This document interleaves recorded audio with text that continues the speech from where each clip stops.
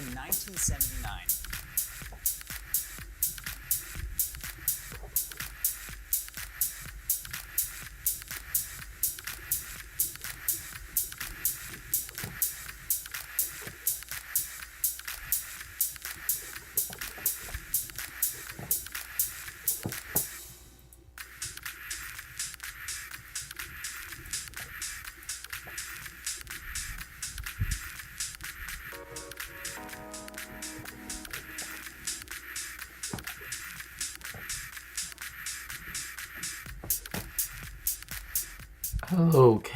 Okay. Everybody, welcome in. It is so nice to see all of you. Hope that everyone is doing well.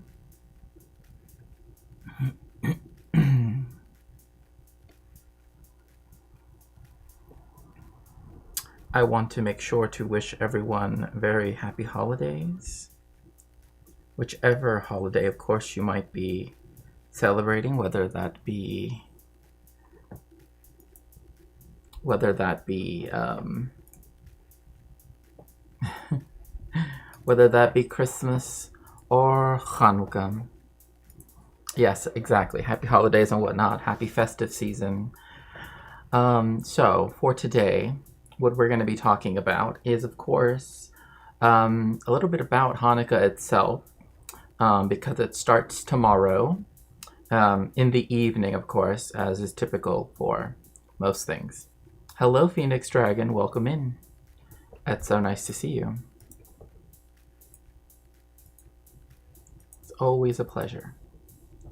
Right, so we are going, whether that just be the exchanging of gifts or the appreciation, for one another, exactly.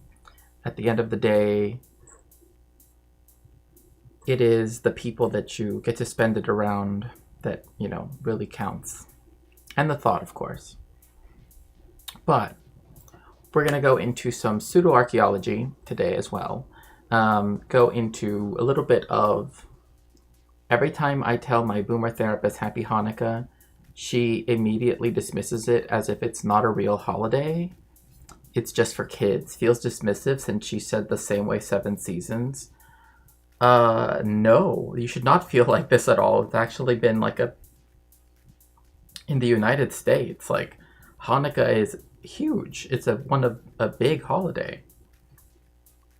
Right? It's definitely, one that has gained so much prominence over so much time.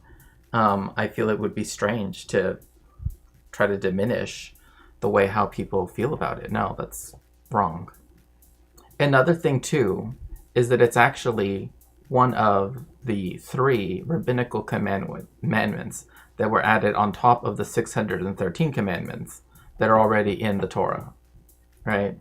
Literally the celebration of Hanukkah. So, which is why they change it to Happy Holidays, right? She's active in the community and celebrates with her grandkids each year. Yeah, I think it's because some people view it as a kind of supposed to be akin to Christmas to some degree, and that's not what it is. So, I don't know. But that's typically the reason why I guess people might say that. But first, we're going to go into a little bit crimbo in it. Yes. It's your opportunity to show your appreciation for all the other people. Yes, all the people you've woven into your life, right? And another thing, too, is, I think that it's also supposed to be a celebration as well of just the fact that,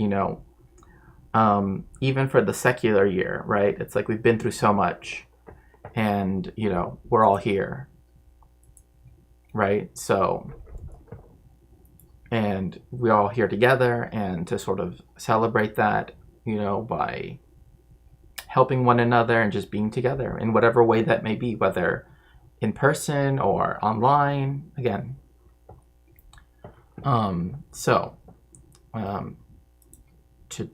Today, so let's see. So we're going to start with some religion for breakfast. We're going to talk a little bit about Hanukkah. Again, an introduction to Hanukkah, and then I'll get into some more specific stuff as we go along, right? President Jimmy Carter lit the first national menorah in Washington, D.C. There it is, a perfectly normal-sized example of the candelabra, Oh, good. or specifically called a Hanukkah, that Jews around the world light during the 8-day festival of Hanukkah. And that's right, yeah. So Hanukkah refers to, Hanukkah is referring to the Chanukiah, right? The fact that, again, the miracle happened, right, when the Greeks, right, the Seleucid Empire at that time had taken over Palestine, and the Maccabees had fought against them, right, to retake it after they essentially tried to create a temple to Jupiter in what was the temple at the time. And when they wanted to reconsecrate the temple, right, they could only find all of the other oil, like the special oil that they would use to fill the Chanukiah, had been spoiled. So they only had enough to last one night, but instead it lasted 8 nights, and that is the miracle of Hanukkah, until, of course, the reestablishment of, the connection to having the sort of consecrated oil happened. So, oh, you know him? Oh, good. And here is the national menorah 40 years later, 9 meters tall. In fact, so tall that you need a hydraulic lift to light it. I think this is a fitting visual representation of Hanukkah's recent history in the United States. Namely, Hanukkah has become a big deal. Some non-Jewish... Yeah, like, again, in the United States, Hanukkah is very much a big deal. Like, anybody that tries to minimize it, I just don't even know why you would.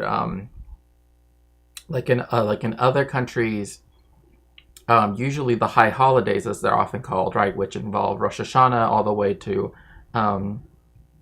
Simchas Torah, those tend to be like the,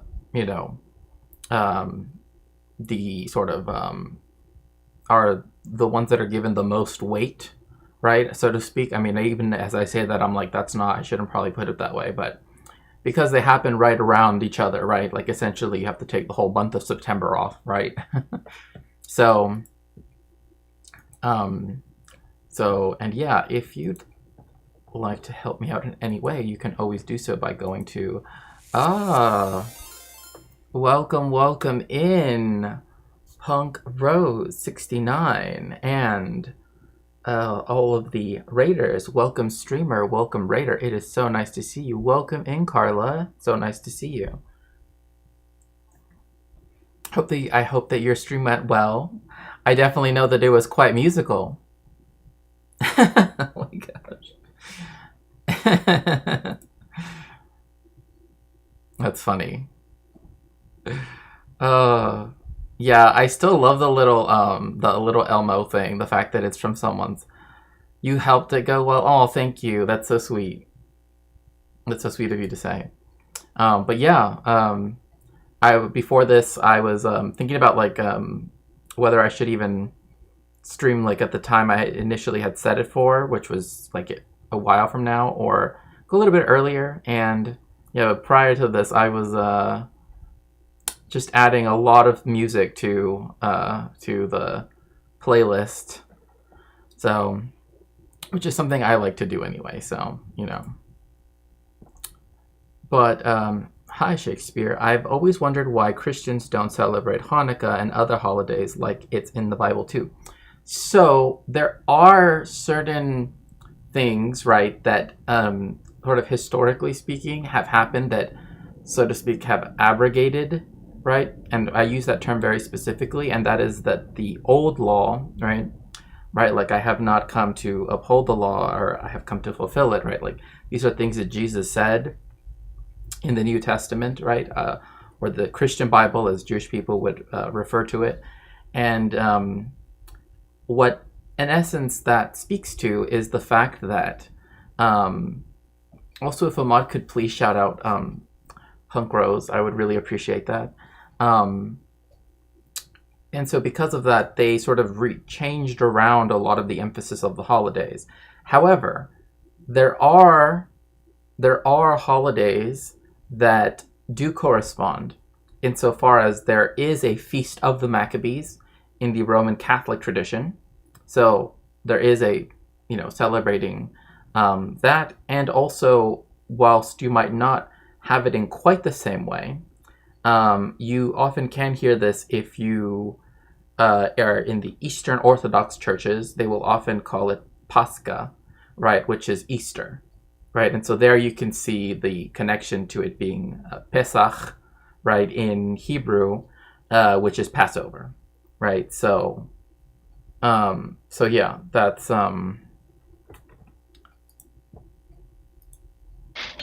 oh my goodness gracious. Thank you very much. Oh, thank you so much, Just Julie. That is so sweet of you. I really appreciate that. Here, let me actually...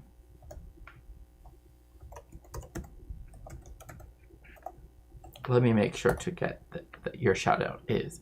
Please make sure in joining as we follow very much friend of the stream, Punk Rose. Of course, of course.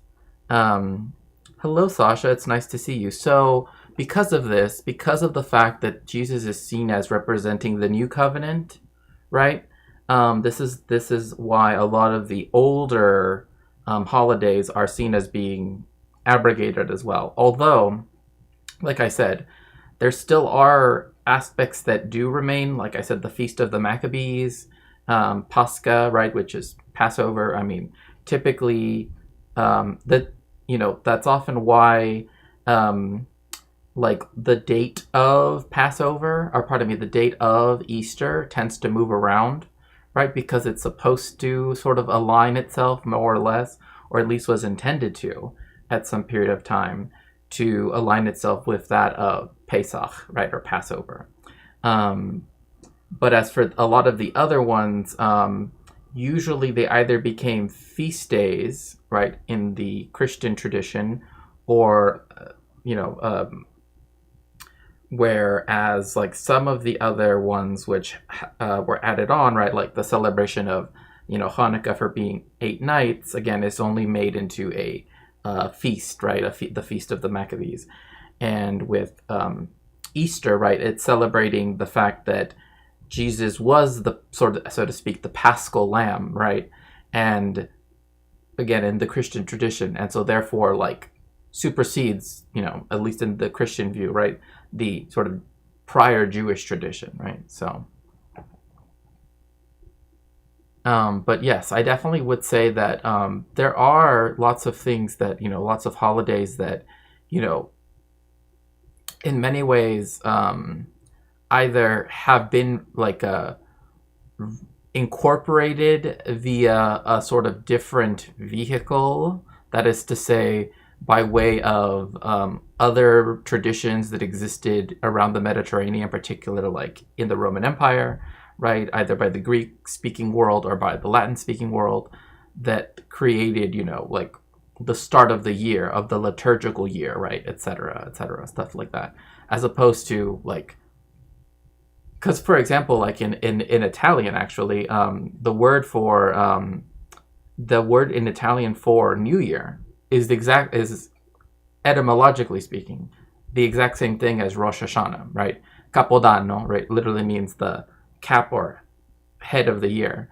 And Rosh Hashanah means the head of the year, right? So Americans even hold the misconception that Hanukkah is the Jewish Christmas. Christmas and Hanukkah do generally occur around the same time. Hanukkah always falls on the 25th of Kislev, a month on... And so now I guess I should probably explain Jewish months. So Jewish months are interesting in that our calendar is not only lunar. I think often people sometimes will misunderstand this, where it's technically solar lunar but the only like one major difference between the months is that each month is more like, it can either be, it's related to the cycle of the moon, so it can only be as long, so to speak, as the cycle of the moon, more or less. The one thing, though, is where people have, whereas in the secular calendar, right, in the Gregorian calendar, you have the, hello, Just Julie, it's good to see you, on the YouTube side, you will usually get, whereas you get a leap day, right, on the leap year, right, which is usually in February, right, February 29th.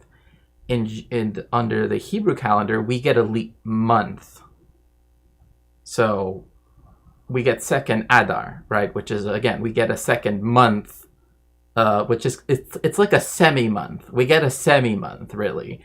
But technically speaking, yes, we get a second month that appears every, now and again, Also, I'm just eating some Mexican candy that someone gave me. So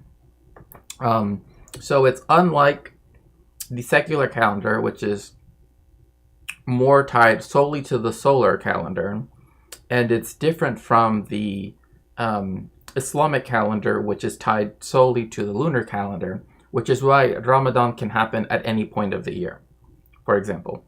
Whereas more or less things will fall right around a general time period when it comes to,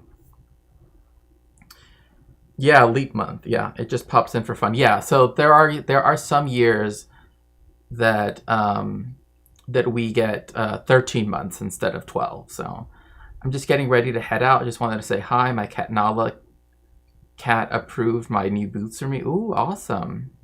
Hope everyone has a wonderful and safe holiday ahead. Oh, thank you so very much, Hunger Games 1989. Thank you very much. And yes, happy holidays. And I'm so glad to hear about your cat Nala. So again, things, and hello Scribs, welcome in. So things tend to be on the blank of whatever month, right? They tend to be on the day of, right? So then that means that when they move, for example, like this is why when sometimes although Orthodox Jews are not supposed to know like what their astrological sign is, because that's not a thing. It actually can be difficult sometimes for people to really give you a straight answer because of the fact that, like, especially like if you suddenly are getting used to only using the secular calendar, because again, our Hebrew birthdays, our Jewish birthdays can fall on any day between, all of these. So, there are, depending, right, you can be like, I don't know, maybe 3 different symbols, right? 3 different things, right? It's like, oh, you're a Virgo, and whatever comes after Virgo and whatever comes after that, it's like somehow you're all of those things. But that's because your birthday falls on the Jewish calendar all of these different days, so. The Jewish calendar. But because the Jewish calendar is a lunar calendar, Hanukkah shifts around. Ah, right here, religion for breakfast. It's lunar solar. It's not just lunar. Because if it were, then Hanukkah would happen all in different times. It's lunar solar. I know it's like, yes, because there is the element of the moon and because of the months, which, I mean, even the word month itself literally comes from the Proto-Germanic, and I mean, you can see it, it has M-O-N, right? So it's monath, right? It's literally like moons, right? Many moons ago, many months ago, right? Like that's the same thing. From year to year on the Gregorian solar calendar. So it's always relatively close to Christmas, but sometimes as early as Thanksgiving, hence the rare... Yeah, and so that's why this year it falls on the evening of Christmas Day, for example. So it's a really interesting... Thanksgivika of November 2013. Thanksgiving and Hanukkah overlap in a once-in-a-lifetime double event. What is being called Thanksgivika? Oh my gosh, how the mighty have fallen. No, quote, how Rabbi Shmuley, how far he's fallen. Oh, boy. Oh, he should have just, I don't know. Look, you know what? I'm just gonna. Anyway, my cat, I'm a little nervous about what the vet is gonna say about her weight on Thursday. I would love to share more details and pictures of her. Yeah, I do have a Discord, yeah. Here. So there should be a link right there, so you can join the Rainbow Castle. I find it interesting that in the Jewish year is on the it's the year 5785. you grew up believing the Christian calendar is the year everyone uses, but no, right, exactly.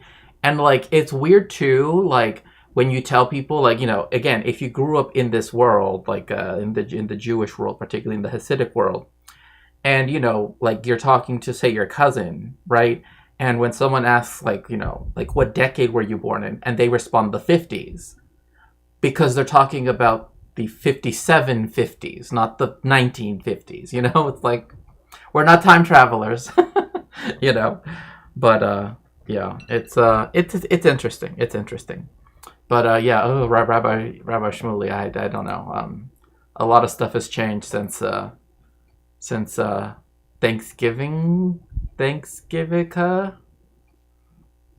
Although yeah, there are some Christians that think the fact that Gregorian has been adopted as some sort of universal calendar is proof that that Christianity is true, which I find quite odd, because even the idea of a year like the year one, right, was known as being not the year that Jesus was born, right? The idea that AD and BC, right, are like, oh, those are real, like they actually are, like people have known that isn't the case for thousands of years now, like going, you know, for a long time. I'll put it, you know, to put it mildly. And so the people that get very strung up on this, like, ah, yes, it's real. It's like, well, one, there's no year zero, and two, year one doesn't correspond with the birth of, I mean, anybody except for those that were born on the year one, right? I mean, but it was something that was created after the fact,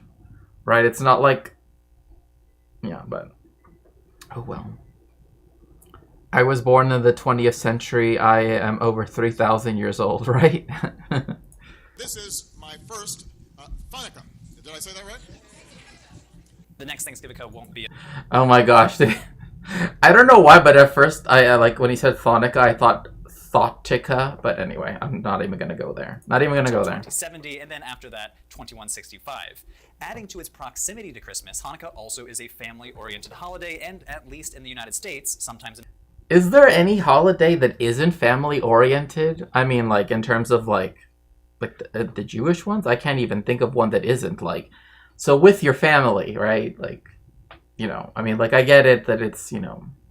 I don't know, are there any holidays that are not family-oriented in the like in other traditions? I can't think of one that isn't, like, necessarily, right? Yeah, like, I don't know, but, well, like, oh yes, it's just one holiday where you're, like, you're supposed to be as far away from family as possible. That is going to be called... involves gift giving. Running with these similarities, some assume that Hanukkah must hold the same status for Jews as Christmas does for Christians. No. But Hanukkah is actually a relatively minor holiday for Jews. Major holiday. And again, that is because it was something that was added later, right? It happened. It's not even in the Tanakh, right? It's not. So the Torah takes place a really, really long time ago, right? Like really, really long time ago. Then you have the Tanakh, right? Because like the Torah is everything leading up to people entering the land of Canaan, right? Then everything in the rest of the Tanakh, right, is everything from the entrance and the, as they often will say, the conquest of Canaan, all the way to, you know, like the various captivities and, you know, talking about like Persia, etc., Babylon, right? And then it ends, right? So there's that. Then there are the other books that exist, right? Like the book of Esther, like the book of the Maccabees, for example, right? That were then, like the book of the Maccabees, for example, right? That they came even after that, because, you know, there has been a flux, right? A sort of dynamic continuity, as one might say, right? From at least 3,500 to 4,000 years ago to now.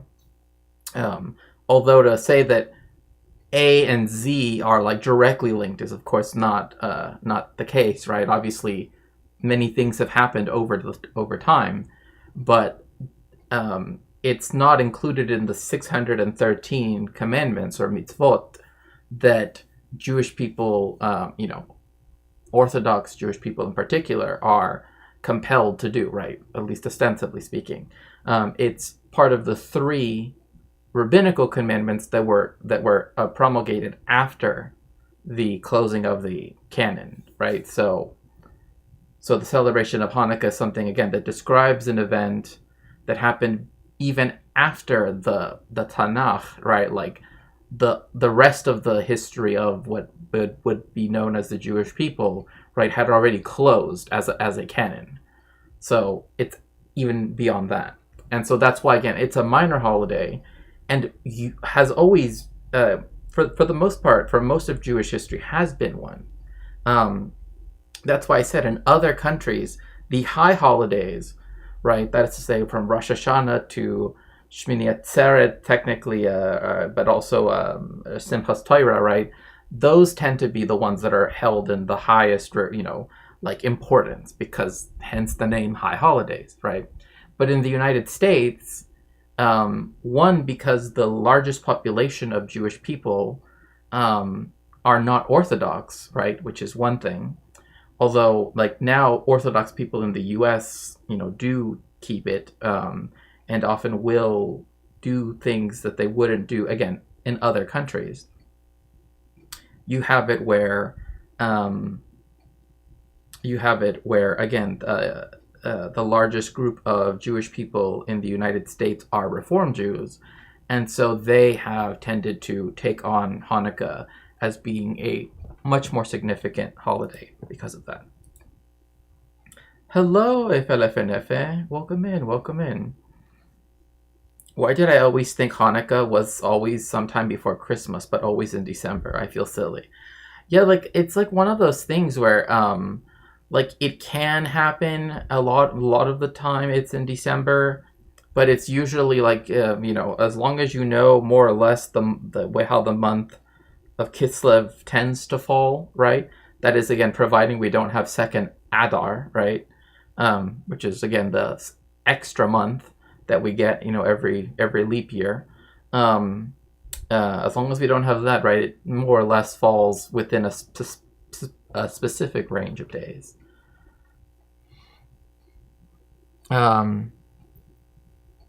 Valentine's Day, oh my gosh. King's birthday, it becomes a national holiday. Oh my gosh, he has 2 birthdays. Yeah, an official birthday when everyone celebrates it, and his actual birthday. Huh, that's interesting. Would that be I don't even know, what would that...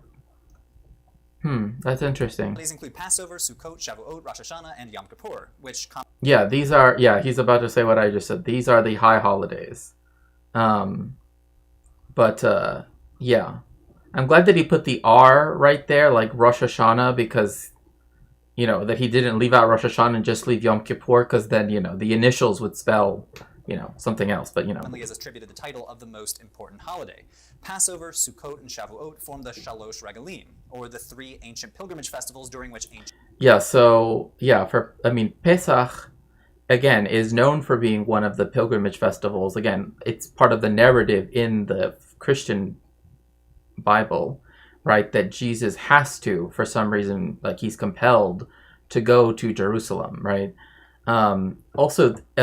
Here, so I have mentioned before, right, that there is gender separation between this used to not be the case. This is historically not how they used to be. This is what we call this little wall right here. It's called a mechitza, and you can see that people can look over it, right? But the main thing is that there's supposed to be gender separation now, right? And you sort of see this this larger sort of arch right here. That is a synagogue, right? There's another synagogue, and this one here, and I know you maybe this one, the kotel or koitel or koisel even by some. Which is the western wall itself, and the plaza around it are actually an open-air synagogue. So there's a synagogue next to a synagogue, which is next to where the temple used to be, which itself would be like a synagogue. We don't celebrate as a family Lincoln's birthday or George Washington's birthday, even though they are on the calendar. Yeah. And that is, and then there are other people, right, that they sort of, if you're Orthodox Christian, it is before Christmas. That's true. But yeah, so you can see, again, in fact, right now I can see that someone is either about to do their bar mitzvah or they're just doing the weekly Torah reading. It could be either or. And you will notice that there are sometimes like they will have small, like here there's like 2 little girls. They're exempted, right? Because they are under the age of, well, they're not at bat mitzvah age, right? So until they reach 12, right? Because they're little, they can be on this side, right? But afterwards, right? They're considered, again,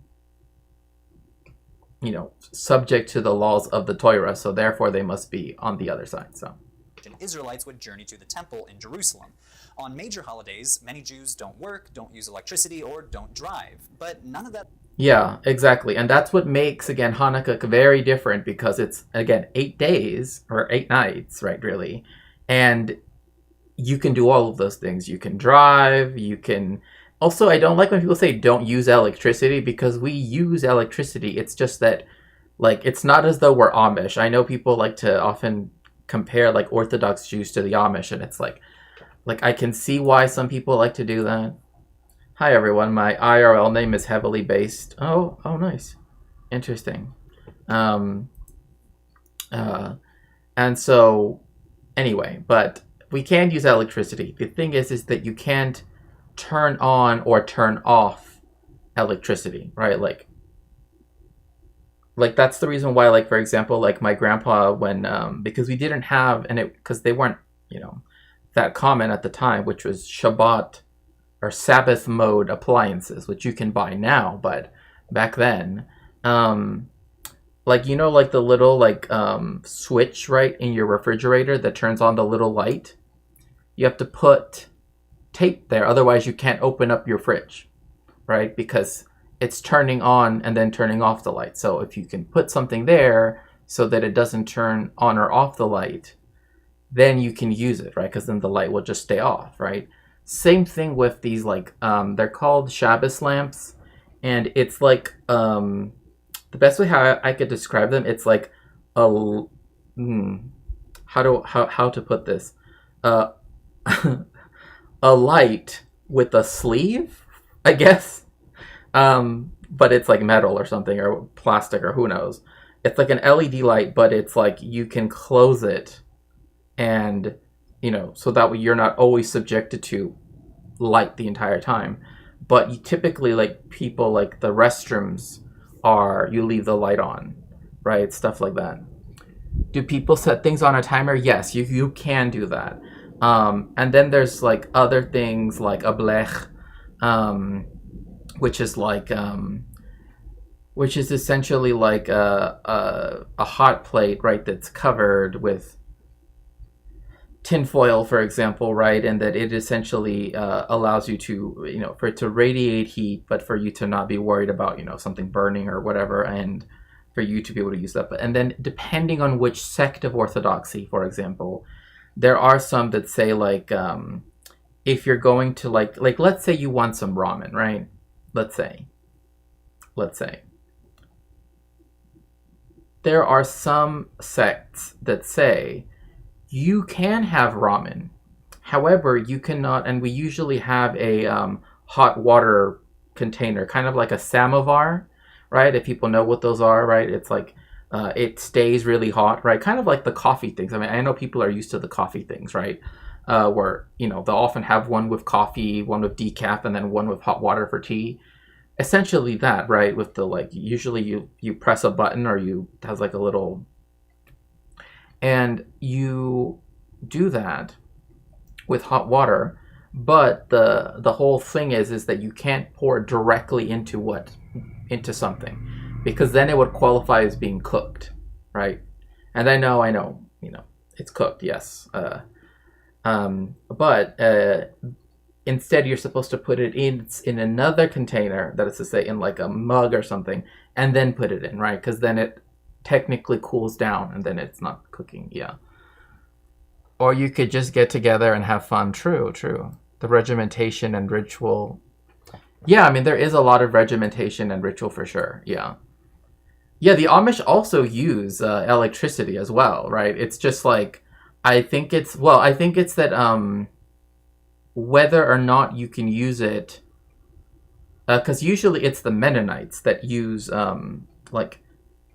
electricity more or less like the way how the average person would, right? That isn't an Anabaptist. Whereas in the Amish community, you do have people that like technically they do have it, but they don't necessarily make it, it's not like they only live off candles, right? Or anything like that. So you won't let your food spoil. The fridge will always be on. Yeah. Well, they can use technology. They can use that stuff. It's just that they usually have to use it for a particular purpose, right? Like it needs to be, as it were, justified. Again, from the outside, it can be a bit difficult but like a lot of it also depends which kind of Amish, right? Like Schwarzentrooper Amish, or Old Order Amish, or New Order Amish. It really depends. They all have differing views on, like, for example, I've seen someone use like a harvester, right? They could use it, but they could only use it where it does technically is doing the mechanical work of harvesting, but this is the thing, they couldn't use the vehicle to pull it, right? Which is usually a tractor. They had to pull it with a team of horses. So again, it just really depends. Hello, River. It's nice to see you. So yeah. Hello. Oh, thank you so much. It's so good to see you, Megastar. Is there fasting in Judaism? Yes, there is. In fact, we have the fast of Esther, which happens before Purim, right? We have the fast of the firstborn, which, if you are firstborn, there is a way to get out of that. Where it's if you can study well, anyway, there are like these little sections, part of the Torah, right, or whatever it might be, that you can read, right, and learn it, right. That if you read it, then it just, it still counts towards. Oh, well, it was nice seeing you. Hope you're having a happy holiday season. Hope everything is going well. But yeah, we do have fasts, and some of them do have ways to get out of them, like the fast of the firstborn, because it's usually if you do something, that is to say, if you learn Torah, is one of the ways. But yes, IDK about other Christian, but Orthodox Christianity, there's fasting for certain holidays, right? Yeah, also on Yom Kippur, right, the Day of Atonement, right? You have on the Day of Atonement, you have what's it called? A fast that lasts 25 hours, right? So it's even in Orthodox Christianity fast. It's like you can't have meat and other stuff, right? It's like red meat and other things, but you could have stuff with olive oil in it or with other things. It's what fasting is or what it is not is varies, but we do have fasting, for example, where on Yom Kippur, you generally could drink something like water, right? But during Ramadan, you're usually not supposed to drink water or eat, right? You're not supposed to ingest anything. So, but again, that's just but typically it's then we also break the fast too, like the way, I mean, hence the term breakfast, right? Because there's this idea that after the nightly prayers, right, then you are fasting until you breakfast or break fast in the morning, right, after you've done your matins, your morning prayers, right? Yeah, there are days when you can't eat food with fat. You have to cook by boiling rather than baking or frying. Right. You know, so yeah, like there's a lot of whereas it's interesting because for Hanukkah we are enjoined to eat fried things, right? Well, because well, with oil, right? Typically that means fried things, you know, but stuff with oil. It doesn't have to be fried. Usually they make either like donuts, right? Which the ones that they make in Mexico aren't not like the ones that they usually make in America, which for some reason they decided to give this very complicated Hebrew name all of a sudden. Literally before they were just called donuts. He would just call them donuts. I just call them donuts. But they sometimes will call them sufganiyot. I think it's unnecessary. You could just call them donatim or something. I don't know if you want to, you know, Hebraicize it, I guess. But anyway, the point being that in Mexico they just have sugar. Like they're freshly, you make them fresh and then you put like sugar on them and that's about it. The ones that sufganiyot, usually they're filled with a filling, like raspberry, you know, or something. And then something that was started by Sephardic Jews and later was brought over by some people that were conversos or crypto Jews to Latin America was buñuelos, right? Which some people, like, it depends who makes them, but like sometimes I've even seen it too where like it's not, like, you know, it's similar to like churros, right? But just think of churros as like a, you know, like if it was like a tortilla instead, right? Like churro tortillas. Think of that. Churro tortillas, right? That's what Sephardic Jewish people would eat for Hanukkah. So that's why the invention of fire is so great. Yes, and also thanks for subscribing. I appreciate that, River. And yes, the invention of fire, yeah, keeping us warm and also allowing us to get far more nutrient density out of the foods that we ate. Like one of the reasons why churro,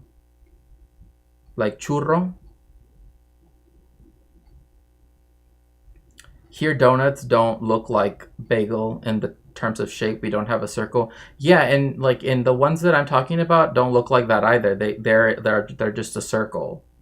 Yeah, like bagels are a very specific, like, I mean, this is the reason why there's a lot of overlap, right, with a lot of food from particularly like Eastern Europe, right, with like you'll find equivalents of like pierogies or, you know, stuff like that, because you also have bialys, right, which also exist, and if you're from New York, you know exactly what I'm talking about, you know.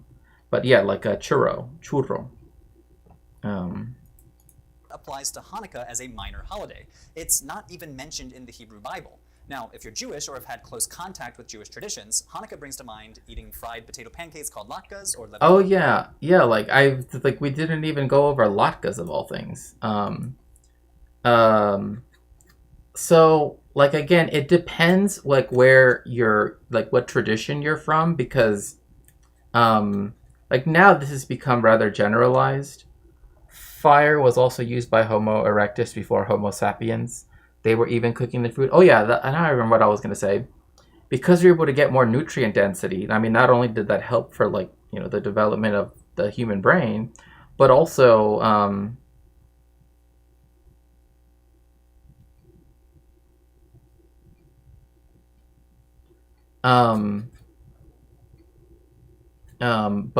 also you have it so that what's it called?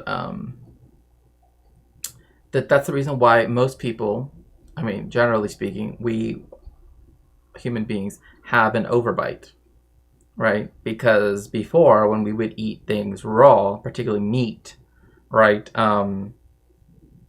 our teeth were all aligned more or less, right? In a way similar to like the way how a horse would be, right? Like in the sense that they were all aligned right on top of one another. But the overbite, from what I understand, again, I am definitely not, a person who, but from what I have read, anyway, that's what it was attributed to, was the fact that we began to eat cooked food, particularly cooked meat, and no longer had to eat it off the bone, one might say. Now, for levivot or latkes, this again is one of those foods that it really depends. Oh, thank you so much, Omega Star, for the subscription to Powerful Finger. Oh. Yeah, no worries. It's okay, PB. And yeah, we had to have big old teeth too. Yeah, pretty much. Yeah. And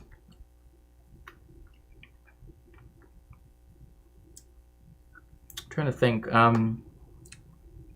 This comes from the Ashkenazi tradition, mostly. Like even, yeah, a lot more chewing, right? And so, like one thing too is like the dreidel. Now, this is to say, like historically speaking, right? That has been a thing that only Ashkenazi Jewish people do, right? Like playing with the dreidel. And I do have one. In fact, I thought I had it here, but for some reason I'm not seeing it just now. Oh, here it is. Like, let me switch on over. Like, I do have one. You can't really see the letters on it because it's just like a, but I mean, obviously the tradition of having dreidels did become, more common. And in fact, there are now in Mexico itself, like there are, like if you go to a Mexican store, you'll often see like kind of like a big version, essentially, it's a dreidel, right? But instead of saying, a great miracle happened here or happened there, right? So outside of the again, outside of the historical, right? Outside of Palestine, right? It says a miracle happened there. Sham. Sham is, and so it has the SH.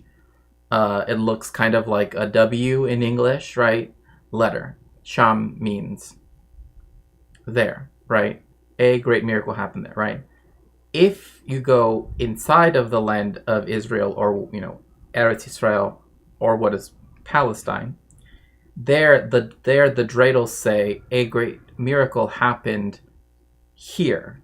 And it actually does not have the shin, which looks like a W. Instead has the letter for P, but the pe, or pay, as it's often said, and that's because that's for the word po.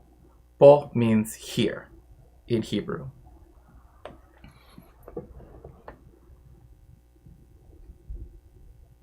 My favorite part of going to Hanukkah dinner as a kid was playing dreidel for chocolate coins. Oh my gosh.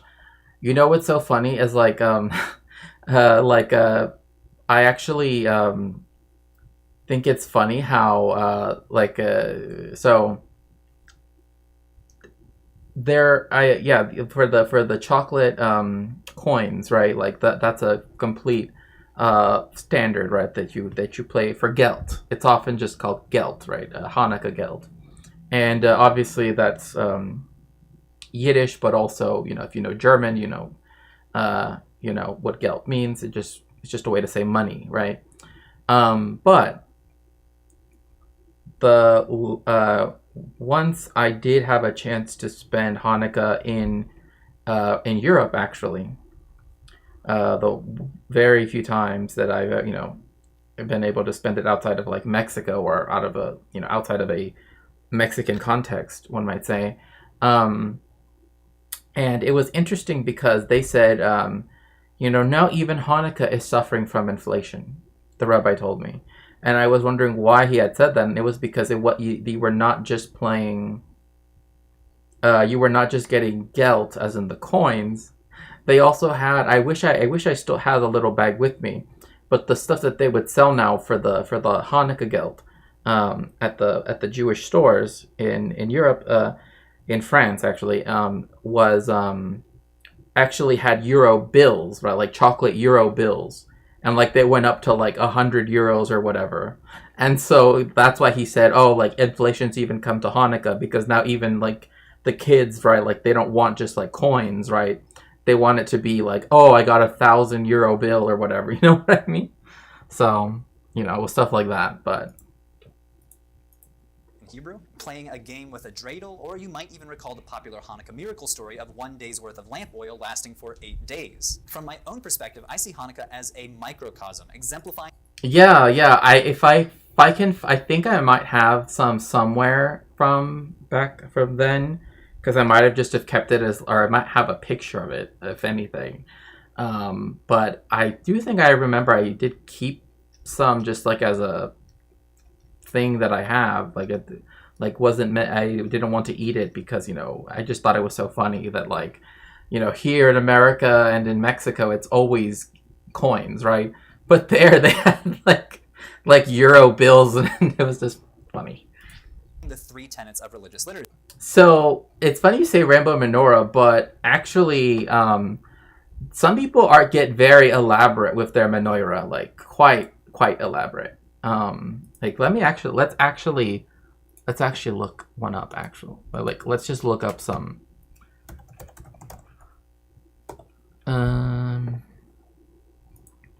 Let's see. Like some of them are,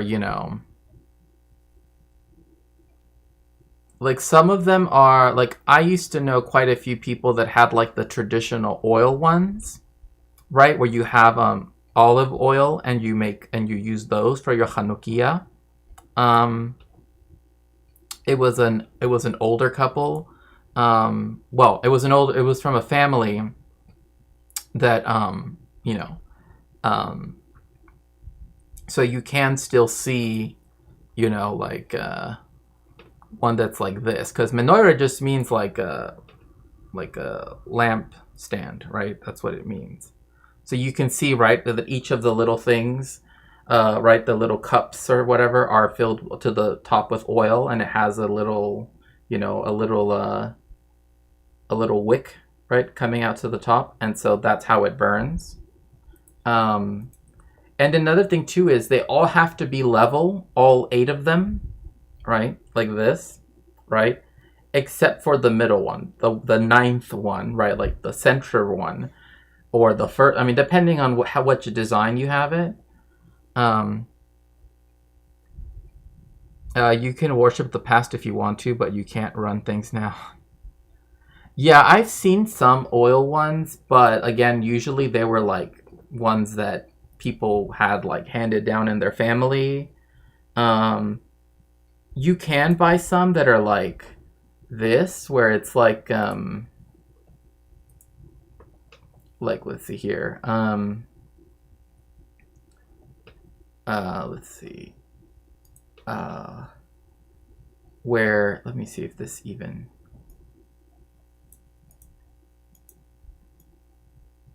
Like this, for example.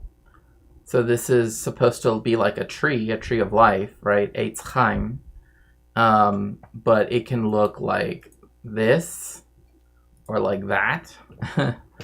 It actually kind of makes me think of a bong for some reason, but I actually have seen a Hanukkah bong, but I think that's a little bit too much. I don't think that's necessarily what we're going for here, but still. But again, usually the 8 have to be all the same level, and just the center one, or whichever one is supposed to be the... Oh my goodness gracious. Oh, thank you so much for the 200 bits, Omega Star. Thank you very, very much. I appreciate that.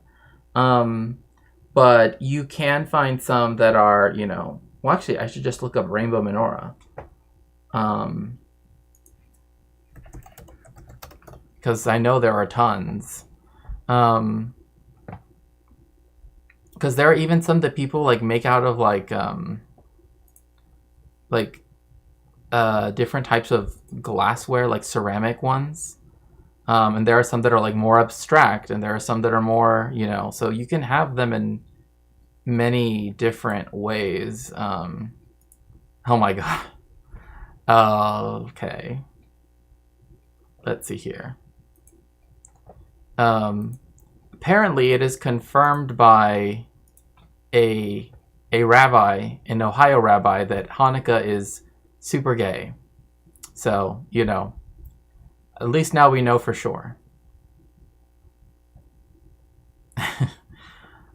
Who celebrated at Let's All Gelt Together. So now we know. Now we know. It's you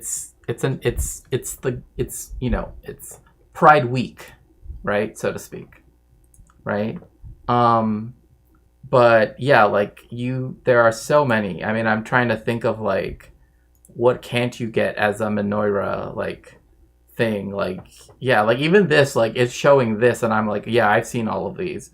I mean, I don't think I've seen the hollow one, but I've seen like all of the other ones, like the bird one. You can get the banana one. You can get this one. This one I've actually seen, like, again, this one has actual oil, but yeah, so you have that one. You have these right here. You have this one where it's like little individual, you know, candle holders, right? That one's made out of marble from Target. This one, you can buy it at the Jewish Museum, and it says Shalom, meaning peace. This one has a caterpillar. Or this one as a T-Rex. Like, you can get any of those. Yeah, Hanukkah bong. Yeah, no.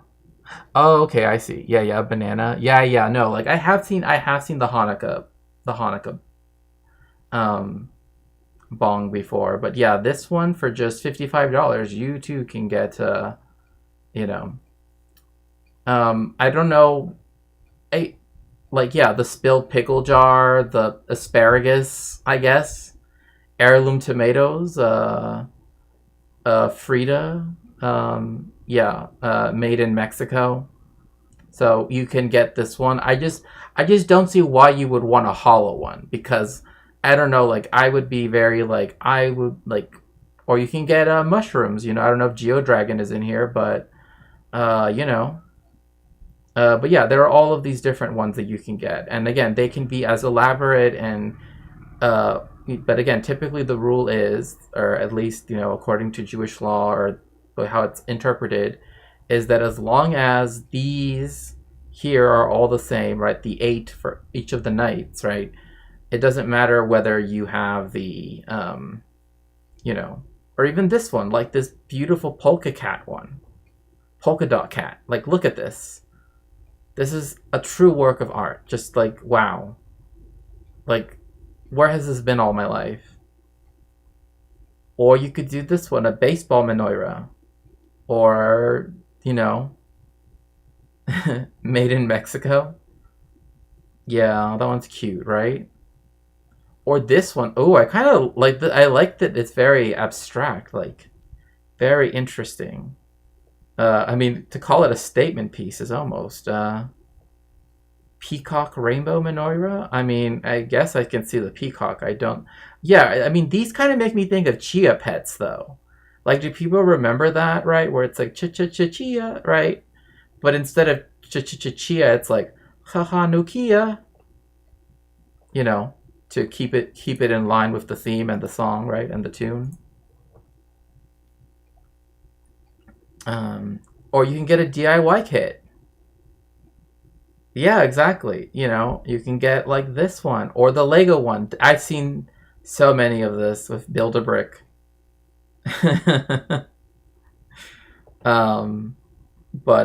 Yeah. Anyway, enough with the Hanukkah. But yeah, you can get so many different kinds. Like I don't know. I've seen so many. Like I remember once someone tried to do one that was what was it? It was like supposed to be like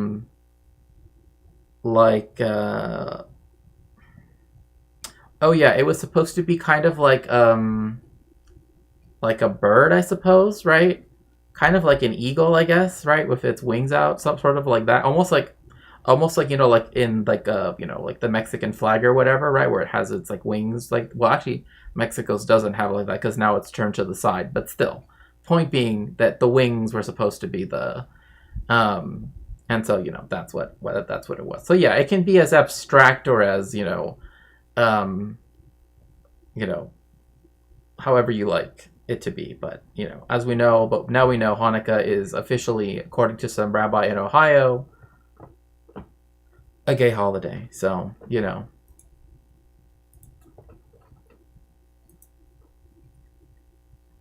okay, go. Oh, have fun, Omega Star, have fun.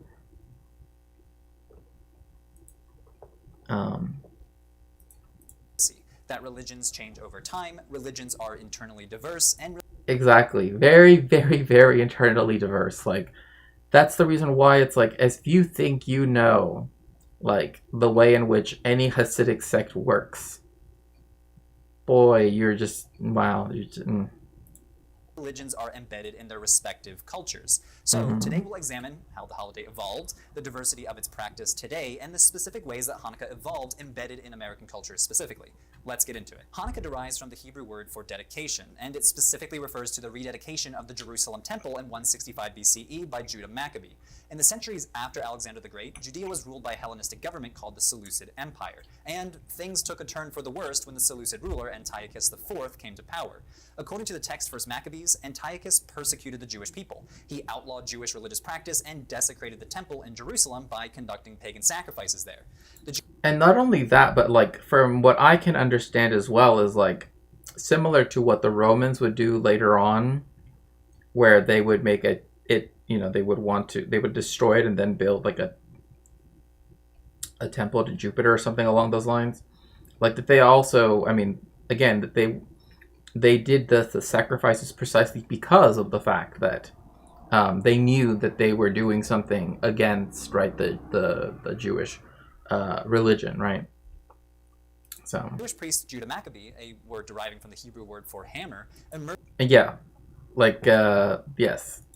So it's literally Judah the Hammer. That's what his name means, right? And look, he's got the whole rainbow vibe going on too. So but yeah, like literally, like if you say like the Maccabees is literally like the Book of the Hammers, I guess is one way of saying like that. It sounds like a band name, like Judah and the Hammers or something. I don't know. Emerges in the text as a military general who leads a successful revolt against the Seleucids. Judah's family would later become known as the Hasmonean dynasty, and they go on to rule Judea and the surrounding areas for the next century, until Rome invades and sets up Herod the Great as a puppet king. This was the first time in centuries that an independent government ruled the region after Judea bounced back and forth between regional superpowers. To this day, Judah Maccabee is celebrated by many Jews and pops up in official places like Israeli postage stamps as well as sporting clubs. The origin of the Hanukkah...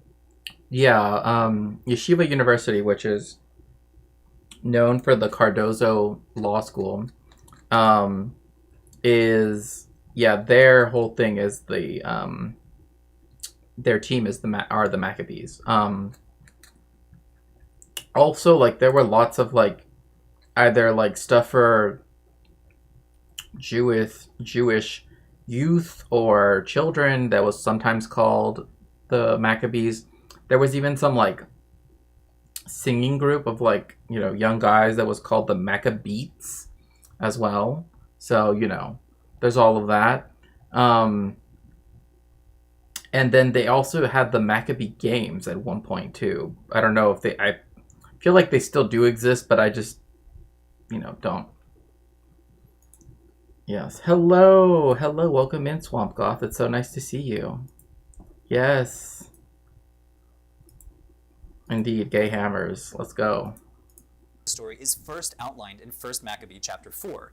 Then Judas and his brothers and all the assembly of Israel determined that every year at that season, the days of dedication of the altar should be observed with joy and gladness for 8 days, beginning with the 25th day of the month of Kislev. There's the origin story for Hanukkah, but notice that there is no mention of oil lasting for a miraculously long period of time. And though lighting the candelabra is mentioned in passing, it's not the main focus of the story. The rededication of the temple is the main focus of the story. The association between Hanukkah and lights developed over the next 250 years. The first century Jewish historian Josephus refers to the holiday simply as lights, or phota in Greek. And from that time to... Yeah, and by the way, like, the way how we call, it is called phota in Greek, but the way how you say the equivalent word, or that is to say candles, right, in Hebrew would be nerot, right, which means literally candles, but... This, we celebrate this festival and call it lights. I suppose the reason was because this liberty beyond our hopes appeared to us, and that thence was the name given to that festival. It's interesting that Josephus himself doesn't even seem to know why it's called lights and just throws out a guess. Another text from that period, the Gospel of John, still refers to Hanukkah as the Feast of Dedication. So... Yeah, and so this is why, so that is, I love religion for breakfast. Oh, yeah. No, yeah, I definitely do, there's, a trio. One person who is, also seems to have grown up Hasidic, and and then Esoterica, right? All three of them, right, are always very often. And then there's there's 4 that do a lot of history of religion stuff. But yeah.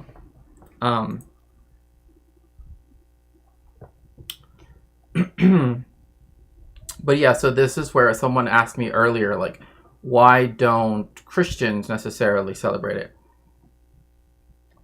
Usually it's celebrated as a feast day, as opposed to the way in which Hanukkah developed in the Jewish tradition over time, right? Instead, it's celebrated as the Feast of the Maccabees, right? The Feast of Dedication. Even though the holiday is now called the Festival of Lights, the history of this association is kind of mysterious. It seems to be a later innovation, just like the origin of the famous Hanukkah miracle, too. The legend goes that when the Maccabees returned to the temple following their victory, they found only 1 flask of ritually pure oil. The rest had been desecrated by the Seleucids. This would have been only enough oil for 1 day, and the process of ritual purification would have taken another week to complete before new oil could be used. Somehow, though, miraculously, this 1 flask lasted 8 days, enough time for the Maccabees to re-purify themselves and produce new pure oil. Remember? So, yeah, another thing to it, I know Esoterica, but not the others. Yeah, I'm trying to remember what some of their names are. I know their faces and even their names, their actual names, but I don't remember their channel names. But very often they are show up the collabing with Esoterica and also Religion for Breakfast. So one of them, his name is Levi. I can tell you that. So why was it that it took so long for them to ritually purify themselves? Is because there are laws on the idea of ritual purification. For example, right, it's not just, just go make some more olive oil and say some blessing over it, right? That's not how that works. It's the whole idea of, one, they were in a temple, right, that had been desecrated by way of pagan sacrifices.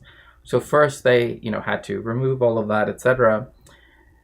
And also they needed to rededicate it, right, to rededicate the temple to Hashem. But that also meant that they had to be ritually pure, which meant that they had to go to a mikveh, right? So what is a mikveh? A mikveh literally is a pool of water, right? Now the way how it works is usually you have to have 50% water flowing naturally, right, so to speak. So oftentimes, depending where you're at, it can be water from a nearby stream or something, right? Obviously, it's usually cleaned. And then, treated, right? It's not just like randomly from like the ocean or whatever. And, have, water that would go, be used, like from your sink, right? Although you probably wouldn't use your sink to fill up a mitzvah because it's quite a lot of water. Because you have to not only be able to go like standing straight up, right? Go all the way down to the bottom, right? And, go there and do that a couple of times. Hello, Landom Lazy Lizards Lounge. It's so nice to see you. Welcome and hope you're having a nice holiday season. And so, technically speaking, you can ritually, and it's for ritual baths, and so you can do it. However, a mikvah also counts if you go to, yes, we can never forget that from the river to the sea, Palestine will be free far, far sooner than we could ever imagine. So, but in order to do this, you can also go to a running stream, right? It needs to be a running stream, right? This is why, for example, a lot of the stories that take place, like even in the Gospels, right? Like that's why they're by the River Jordan, right? Because again, there you could, in the Greek, baptizo, which literally means to be dipped into water. That's what literally baptizo means. And that would count, quote unquote, right? Like as being going into the mikvah. So, hello, full of mix. Hanukkah itself in First Maccabees does not mention this at all. It actually comes hundreds of years later in the Talmud. Wait, how? Oh my gosh, how did that happen?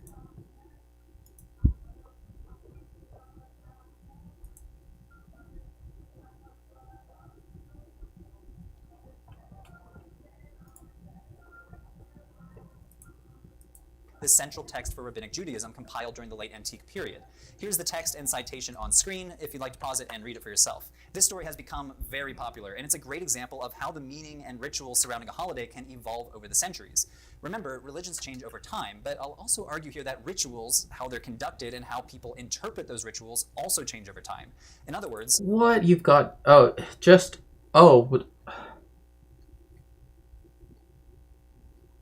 Seriously?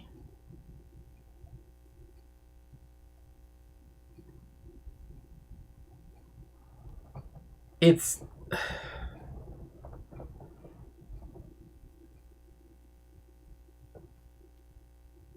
That's like ridiculous. I mean, like,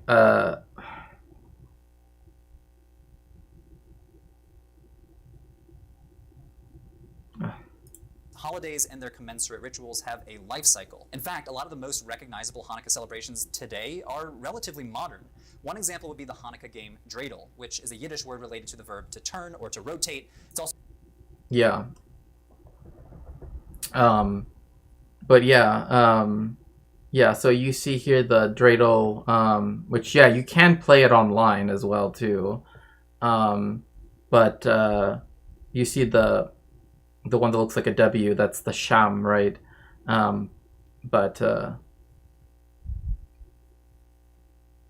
Oh, yes, I'm so sorry to hear about what happened vis-a-vis Twitch. Adrian, I send you, I'm always here for you, if you ever need me, and I will help you. I'm always here to help in any way I can. And this is just considering what certain platforms will allow, not only for people to have as emotes, but other stuff, right? It's just, I don't know. It's just wrong. It's just, but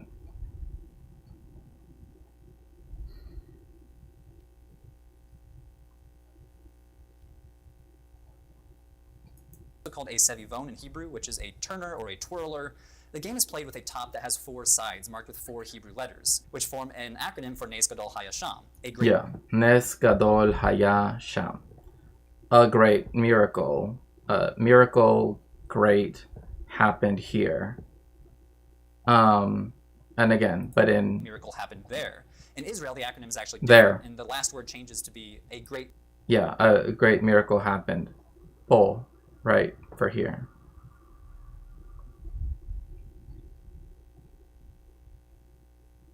Miracle happened here. Landing on each letter means you either get to take a certain amount of money from the pot or put money into the pot, though more family-friendly versions of the game use fake chocolate coins. The legendary origin of dreidel is that Jews played the game during times of Seleucid persecution to hide the fact that they were studying Torah. But this story was created later on, probably as late as the 19th century.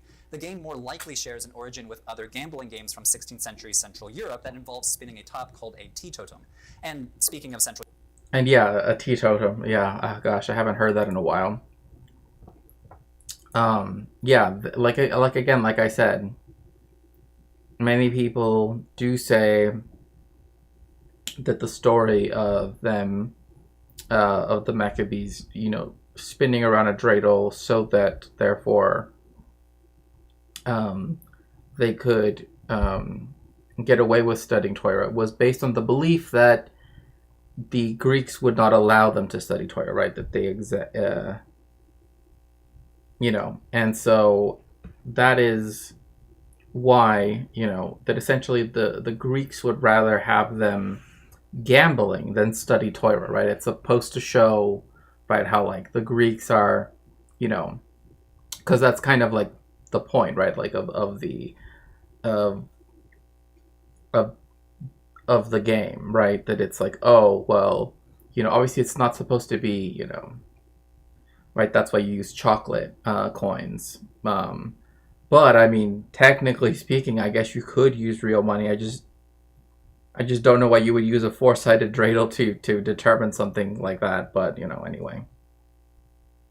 Europe, that leads me to the next point. A lot of the popular practices associated with Hanukkah, like playing dreidel, eating latkes, and jelly donuts called sufganiyot, have what we might call Ashkenazi roots, meaning that they originate from Jewish communities with roots in Germany and Eastern Europe, though historically there was a lot of diversity in Hanukkah celebration across Judaism. So here I want to introduce the terms Sephardic Jews and Mizrahi Jews.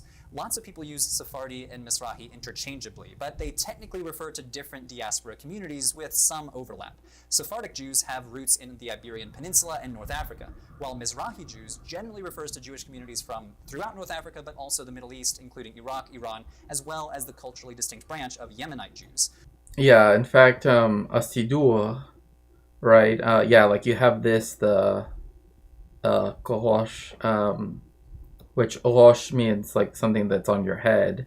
But you can see, again, it is a very distinctive look.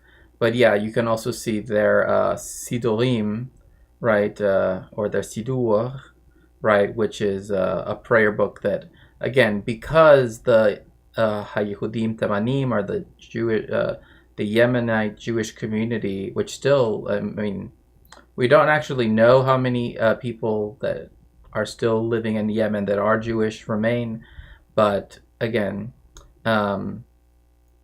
in essence, we do know that, again, they had such a distinctive culture, also because of the fact that they were so deeply embedded into the society that they formed part of, right? Like, there were, historically speaking, like Jewish kingdoms that existed, right? And, Shlomo Sand goes into this in The Invention of the Jewish People, right? His book, how, like, this belief that, like, or even in the Invention of the Jewish State, right? But, like, this belief that, like, there was nothing from the Bar Kokhba revolt all the way to, the foundation of the State of Israel, like, no sovereign Jewish land, right? Again, in quotes, right, is not true, right? That there were times that there were Jewish kingdoms, etc., Jewish rulers,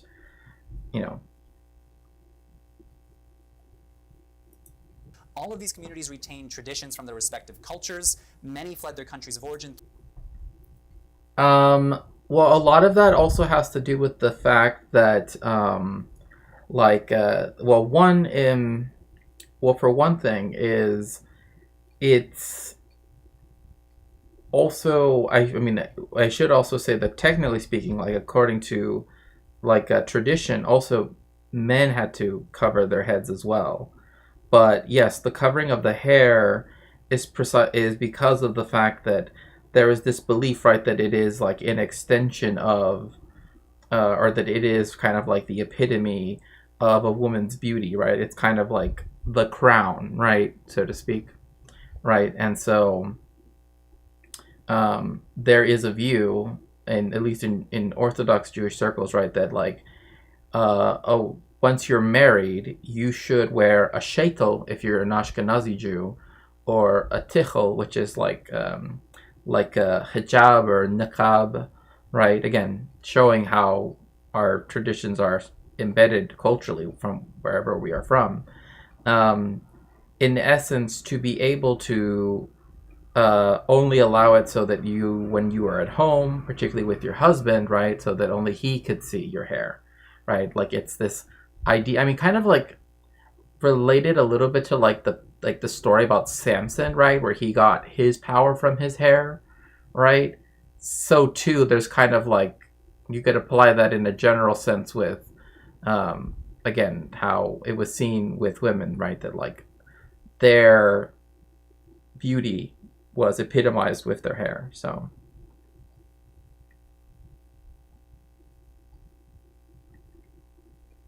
yeah, no, I definitely think, well, like I will say one thing, and that was that the one of the things that is, particularly of that part of the Levant and spaces like Persia, etc., like covering your head was a sign not only of status but also of respect. So that's why, for example, like in Jewish culture, like we are supposed to wear something covering our head at all times, right? But like in American, like in European Christian culture, right, you particularly in America, right, like people take off their hats, right, when they go, when they see like the national anthem or something, right?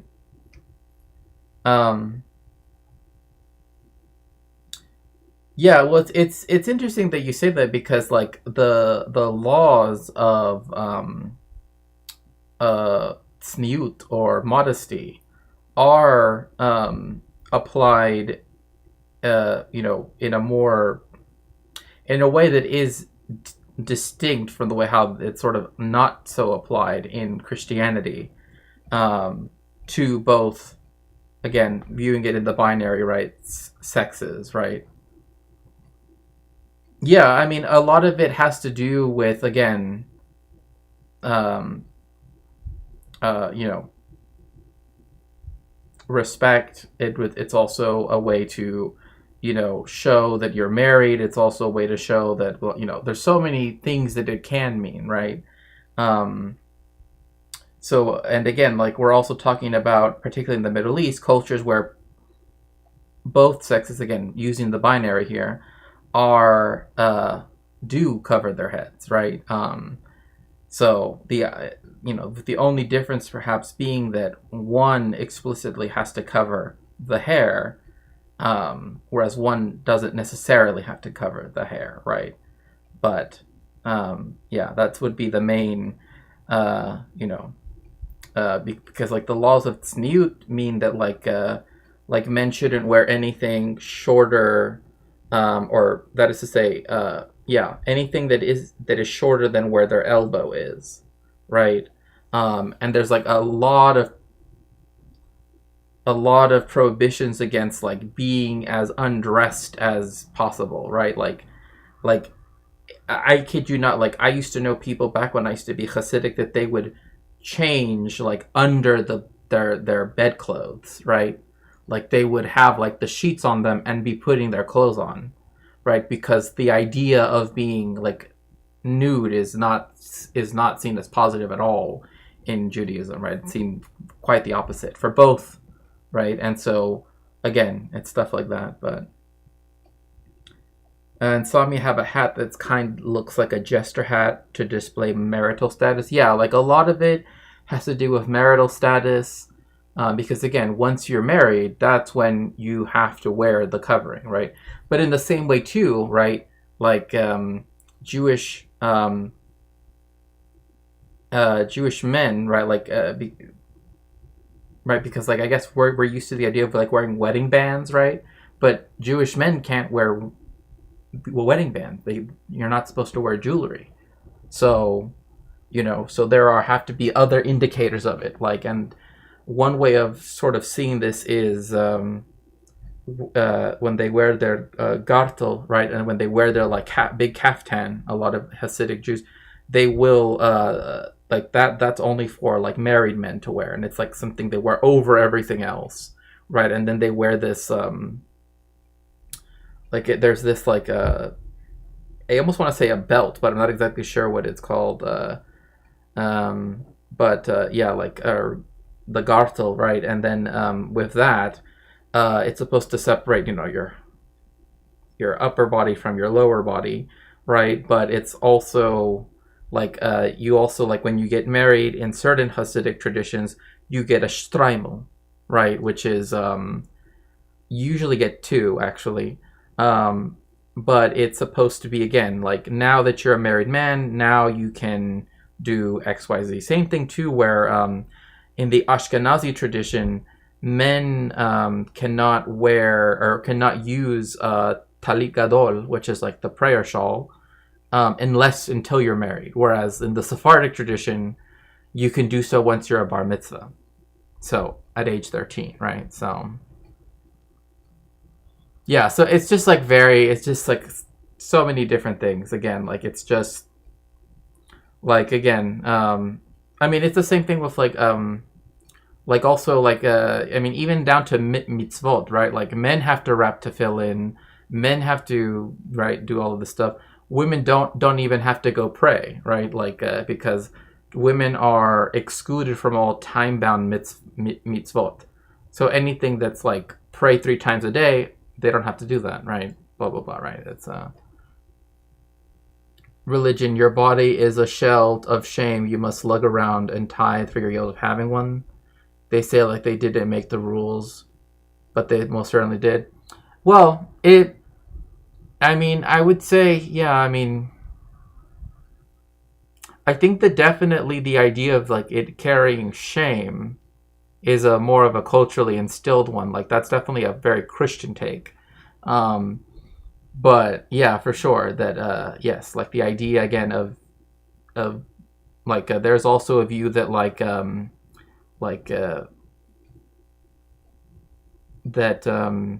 being I don't want to get too in detail. I just realized that I was just about to bring up something in Jewish law that's actually like very, very specific, but also very, very risque and can lead to, other. Growing up somewhat Russian Orthodox, women would cover their heads when entering a church. Yeah. So, yeah, like it's a very similar thing. It's supposed to be a sign of respect, a lot of the time. Whereas, again, in the more Western Christian tradition, people took the coverings off. Again, except for women, right? Because if you go to like some Roman Catholic churches, right, particularly the more traditional ones, they will wear the mantilla, right, the something over there, right? And if you go to Spain, they'll wear a peinete and the mantilla, so it's like a very distinctive look. But it's like lace that they wear on top, So, yeah. Throughout the 20th century during the rise of Arab nationalism in the 50s and 60s. Arabic-speaking Jewish communities from Tunisia and other North African countries historically celebrate Eid al-Bana, or Chag HaBanot in Hebrew. This is a celebration of Jewish women and their strength and heroism that falls on the 7th night of Hanukkah. Some of the modern Jewish writers that I read for this episode are trying to popularize this tradition today, and they specifically link Eid al-Bana to heroes like Judith, who saves Israel from an Assyrian general in the apocryphal Book of Judith, or women who resisted the Seleucids during the Maccabean Revolt. We also also see the influence of North African cuisine in some Sephardi and Mizrahi Hanukkah time food. So rather than sufganiyot, which are basically a version of Polish pączki or German Berliners, you might celebrate by eating sfenj, a spongy donut that is popular in Morocco. Generally speaking, though, some are... Yeah, sfenj, there is a very similar one to that in Mexico as well, too. I forgot who made the joke about how God really loves hats. Yeah. Argue that Hanukkah exemplifies a controversial phenomenon in the wider Jewish world that is sometimes called... But you did see the how there is like that holiday, right? That's supposed to celebrate Jewish women in particular, which I do find again has become more of a sort of a thing, but often because it comes from the Sephardi or Mizrahi world, it's a bit harder for it to catch on. I don't know why, you know, but you know, reasons for sure, reasons. Ashka normativity, or the normalization... Oh, well, there we go. Yeah, it's because of Ashka normativity, yes. ...of Ashkenazi traditions at the expense or erasure of other Jewish cultural traditions rooted in Sephardic, Mizrahi, or Ethiopian Judaism. That is a huge and controversial topic, though, and it deserves its own episode. I want to turn back now to Hanukkah in the United States as another example of diversity within Jewish practice. As we saw with the National Menorah, Hanukkah has enjoyed a bigger and bigger role in American public life. In the thoroughgoing history of Hanukkah in the United States, the scholar of American Judaism, Dr. Diane Ashton, argues that Jewish immigrants to America pumped up Hanukkah's importance as a kid-centered counterbalance to Christmas, starting as early as the 1800s. Yeah, like, again, the whole kid-centered thing is a bit, like, I don't know, I guess it's kid-centered, sure, but I never really necessarily, like, growing up, I never felt that it was, like, uniquely kid-centered. At least not in the way how Purim feels. I don't know, like, to me, Purim felt more kid-centric somehow, which Purim is, like, Jewish Halloween, you know? Interesting. Are there more Ashkenazis in America than not? I mean, that's true. That is true. I mean, to the point where Latin America is more diverse in terms of the origin of its Jewish people than the United States is. Right, and usually the United States is seen as the most diverse everything, you know. Except, you know, I don't know, just, well... Now, we sometimes forget that Christmas itself inflated in importance over the past 150 years or so. Throughout the 1800s, Christmas grew bigger and bigger and eventually became a federally recognized holiday in 1870. During this time period, some Jewish leaders... It's so interesting if you tell people that Christmas was not important at the foundation of the country, because it really wasn't. And it really wasn't until after the Civil War. But, you know, hence the federal holiday in 1870. But people, or this worldwide too, no, like, for example, in the state of Israel, you know, which is the other large population of, you know, of equivalent size, right, to the United States, the majority of the Jewish people there are either Sephardi or Mizrahi, so... Yeah, Purim sounds fun. Yeah, like, one of the things you're supposed to do is, like, give two food gifts, right, to people. So that usually involve stuff like, you know, making food for, you know, whatever it might be. Another thing is, again, you dress up, you know, you have food. Lots of food, that's for sure. And then, you know, just different stuff like that. And then you have to... Yeah, no, they didn't. They also didn't like juries. The Puritans were completely against the idea of having juries. Which is to say, trial by jury. That's what I mean, like a jury. They didn't believe that that was okay. And the reasoning behind it is because there are no juries in the Bible, so, you know. Especially rabbis from the branch of Judaism called Reform Judaism, basically rebranded Hanukkah. 19th century rabbis like Rabbi Max Lilienthal and Isaac Wise started creating Hanukkah events for their kids at their synagogues, which included singing songs and handing out candy, and they popularized these events in Jewish magazines. By the 20th century, it started to become a commercialized holiday along with Christmas. By the mid-20th century, Dr. Ashton writes that Hanukkah and the American marketplace had become interwoven to an unprecedented degree. She uses examples like Jewish women's organizations urging mothers to create create festive tableware and decorations and holding Hanukkah parties for their kids. Ashton argues that Jewish families and communities did this paradoxically, on one hand, to maintain unique Jewish identity and autonomy in a Christian-majority country, while, on the other hand, out of a desire to participate in American culture, to feel American. Children continue to play a Oh my gosh. Did anyone else ever, has ever been, does anybody else remember this? I never got why just one of, why is it that the baby is holding, a box? Right? But this kid has a tinier box. It never made any sense. And, why is this Scooby-Doo? Why? I don't know. I just... And I don't know, why is everything that they're, I don't know. Also, why are there random pickles? Just pickles here. Or is that supposed to be gelt? I guess that's supposed to be gelt. But, yeah, I just, the Scooby-Doo dog, I just remember, oh, it's Scooby-Doo. And it's yeah, it looks like Scooby-Doo. I don't know. I'm just the more I look at this, the more confused I am. And why is everybody sitting in a toilet, Yeah, right? That is clearly Scooby-Doo, right? Clearly Scooby-Doo. Why? And also, why isn't Bubby at the table? Why is it just Zadie? Right? Oh, yeah, just your Zadie can come sit at the table, but not Bubby. She's gotta be over here with the, Hanna-Barbera better get on that. I know, right? It's so clearly Scooby-Doo, but I never got why the baby has a bigger present than the, grown, toddler. I don't know. I just don't get it. I'm just why would you give a baby a huge, big old box? It's not like she can open it anyway. Anyway, just... because Switch was being funky. Oh, okay. No worries then. But yeah, I was just but yeah, this is definitely Scooby-Doo. But yeah, I was always why, just, I don't know. Primary role in Hanukkah celebrations to this day. According to a study conducted by the economist Ron Abramitsky, American Jewish parents with kids under 18 are much more likely to celebrate Hanukkah than other Jewish holidays. Bubby is forced to be up cooking. Well, that's actually a pretty good point. That's probably why she's I've been cooking up all of these, these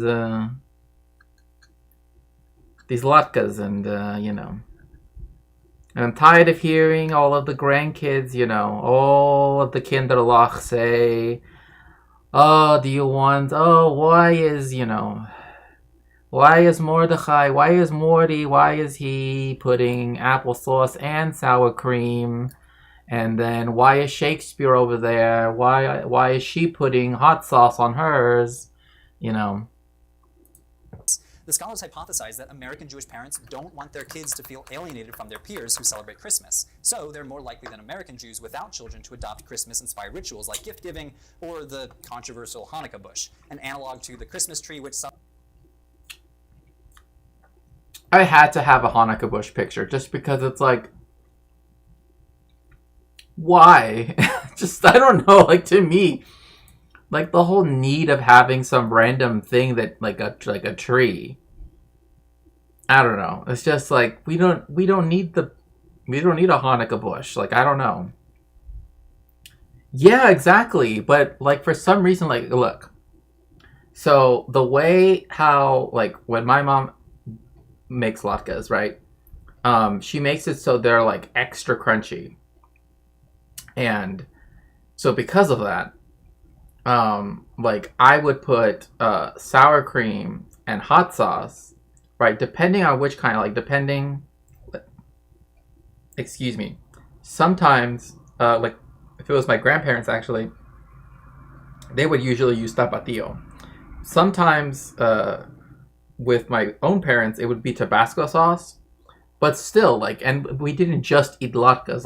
There's other stuff you can eat. You can, make something else. Just not just the whole pile of latkes. Because then then you smell fried. You know what I mean? You smell you know, like you've been rolling around, I don't know, like I don't know, like you know, like the floor of some kind of, like you were just rolling around at an In-N-Out or something, you know, like I don't know, it's this weird smell of fried. Jews would say is antithetical to a holiday that was inspired by Jews resisting surrounding cultural influences, namely Hellenism. The study also found that according to data from a large American grocery store chain, U.S. counties with smaller Jewish populations also... Did you ever mix sour cream with jam for a sweet dip? It's good. So, have you ever tried the one where, okay, do you know the Philadelphia, right? The whole cream cheese, right? But the one that's supposed to be like no bake cheesecake?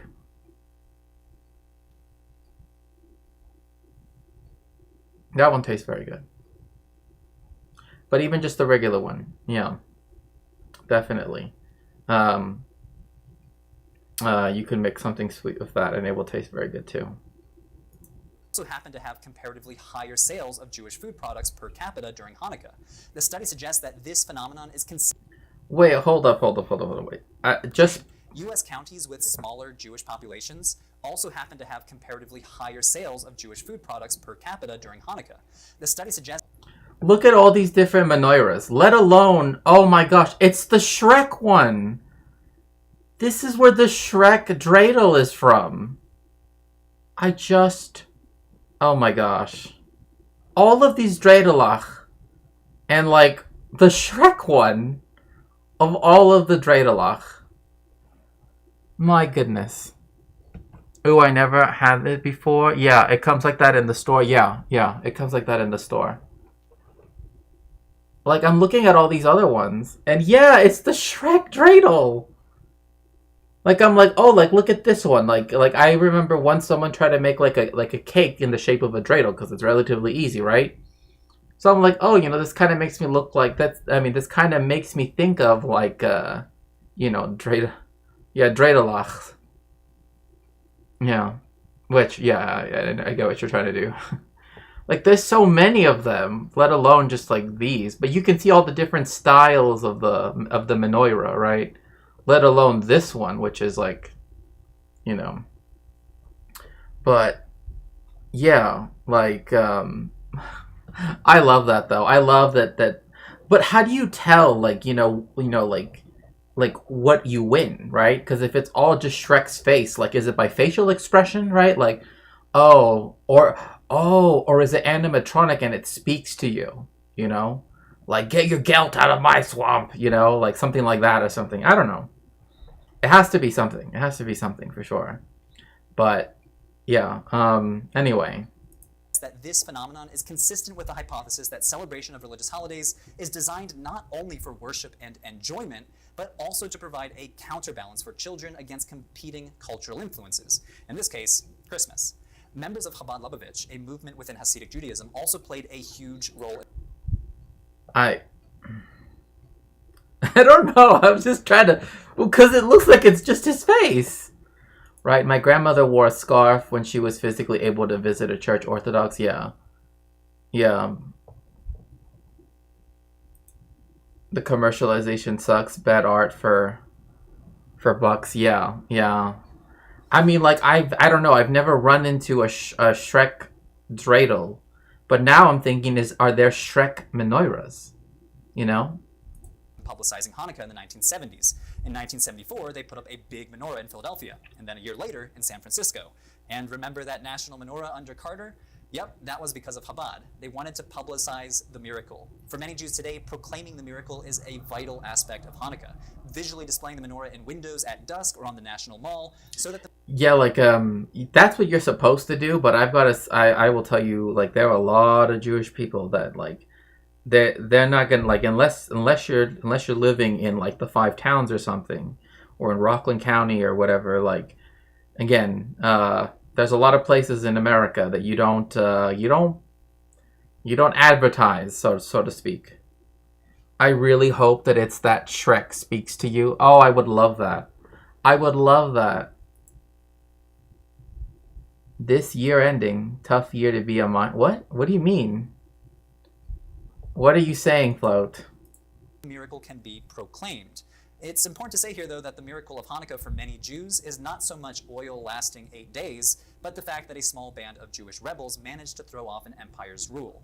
And But then apparently, you know, some of the Jewish people seem to have forgotten that, you know, to be anti-imperialist, and instead are now, you know. But, you know. Can't bring up, you know, so much of that because of Mr. Saltman.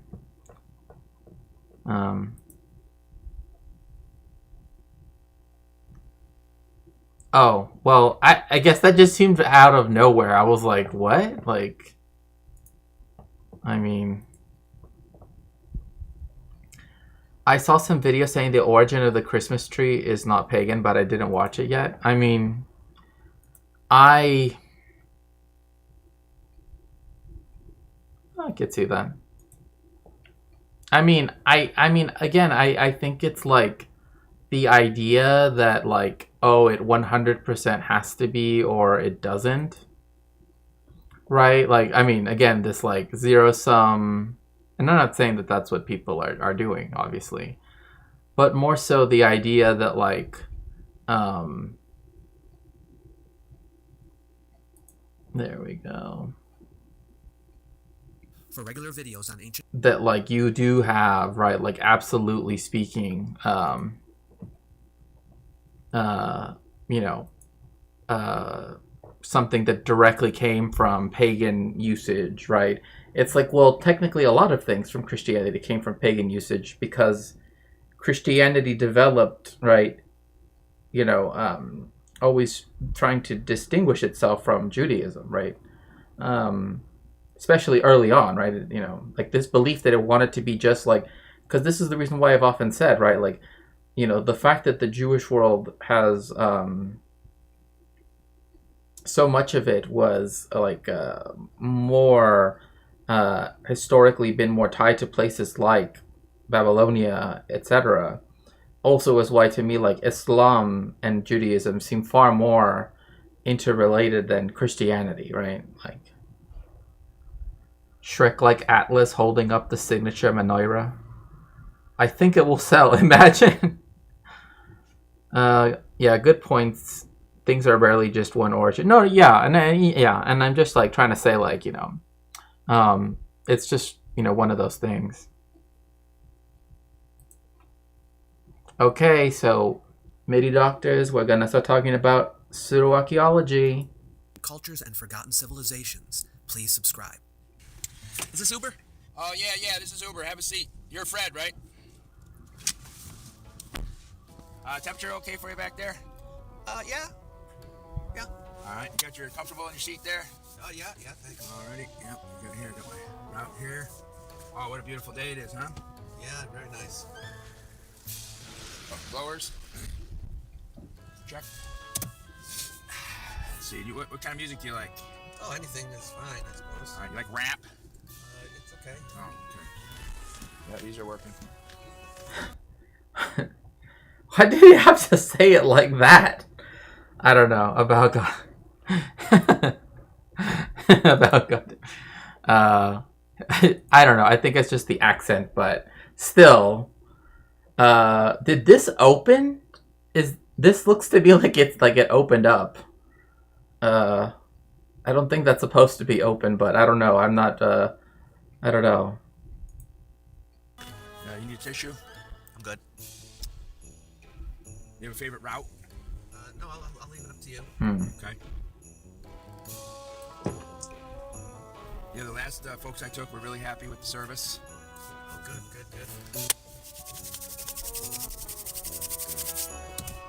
Okay, thanks very much. Have a nice day. Well, we didn't go anywhere.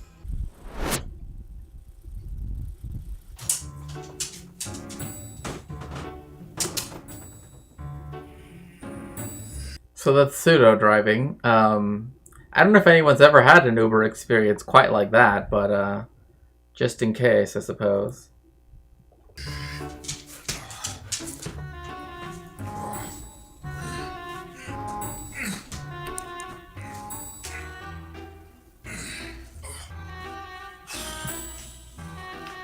I feel like this right here, like this scene right here is like so many 90s sitcoms and like early 2000s ones. Like that's it. Like this was like the main opening joke was that. But okay.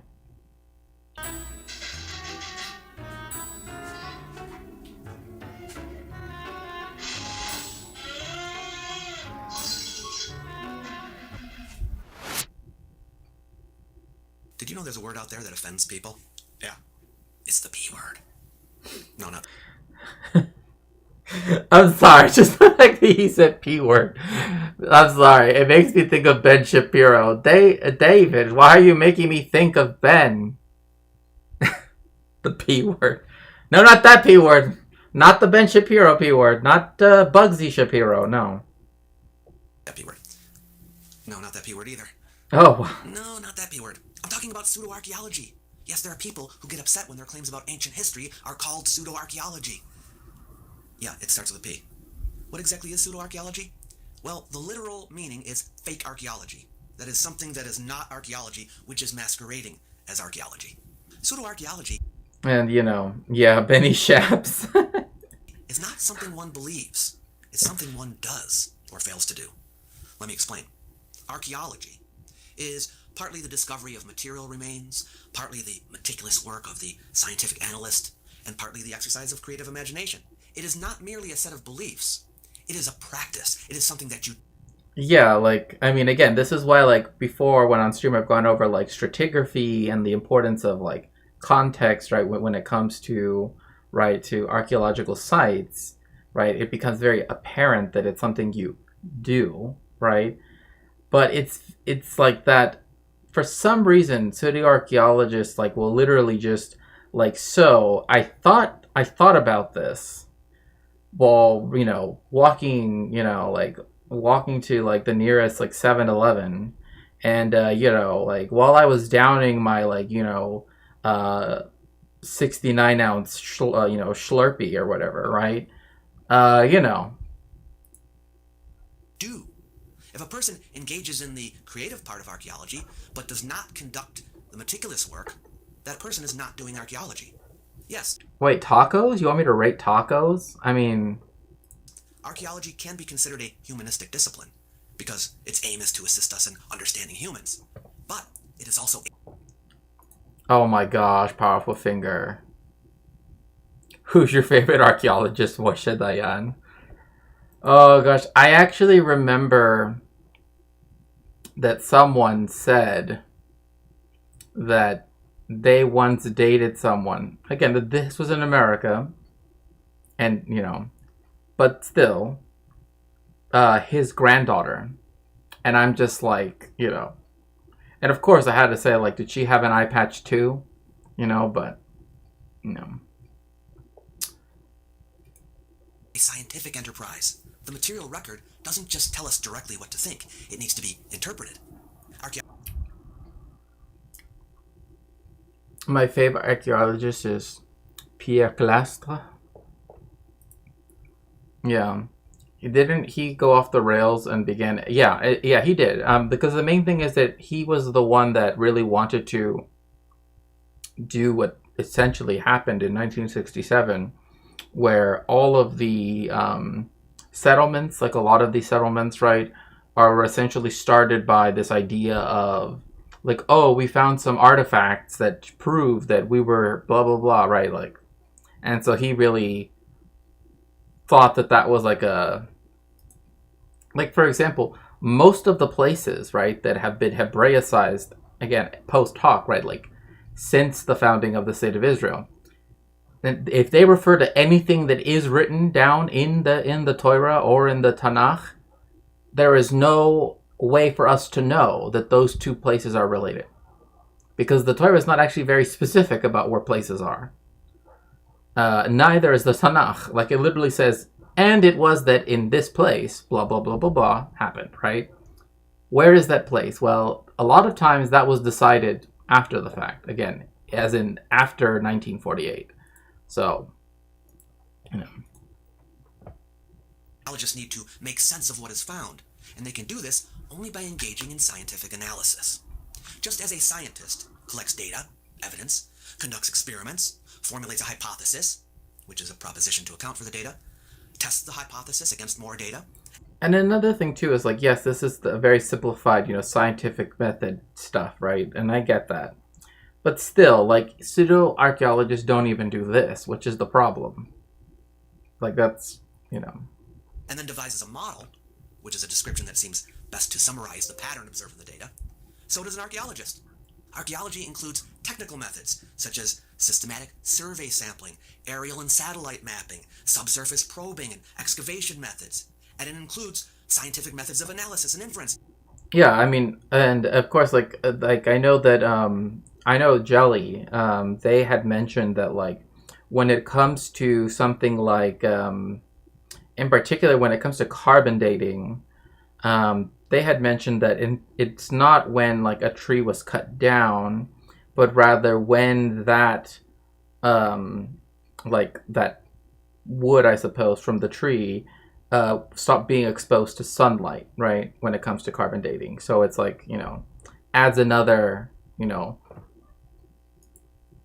layer of, including mathematical analysis, radiometric dating, dendrochronology, thermoluminescence dating, archaeomagnetic dating. There are many techniques and methods employed. Now, but see, like, with pseudo-archaeology, and also with, like, pseudo-historians, right, often called alternative historians, or alt historians, whatever, is that they think that because historians have to put things, right, in a narrative form, typically, that as long as they can put it in a narrative form, right, that therefore,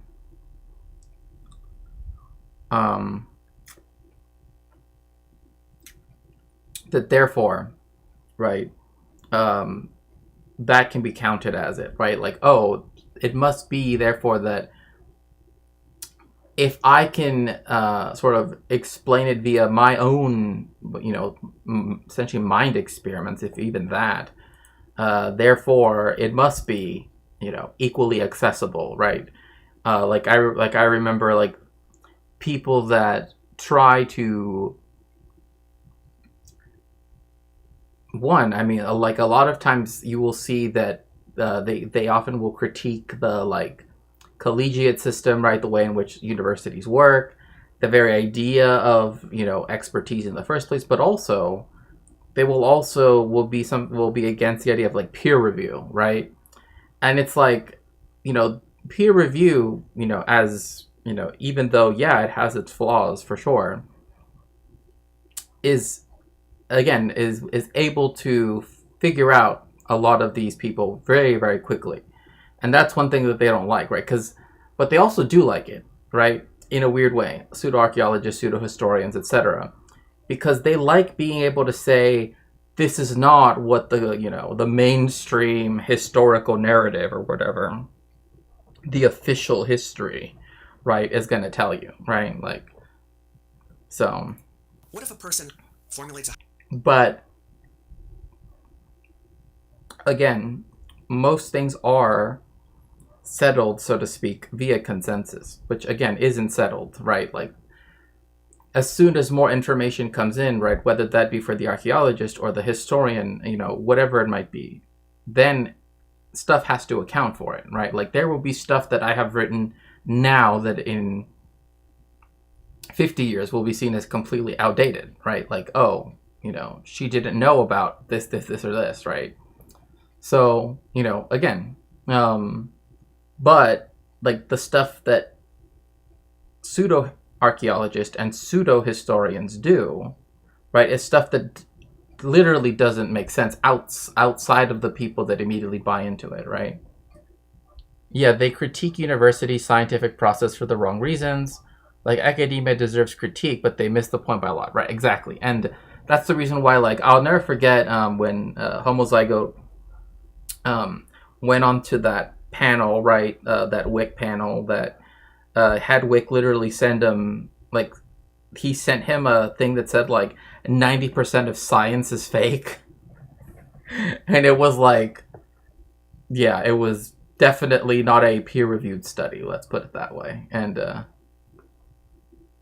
archaeology has pretty fast-moving changes in narrative. There is little establishment bias.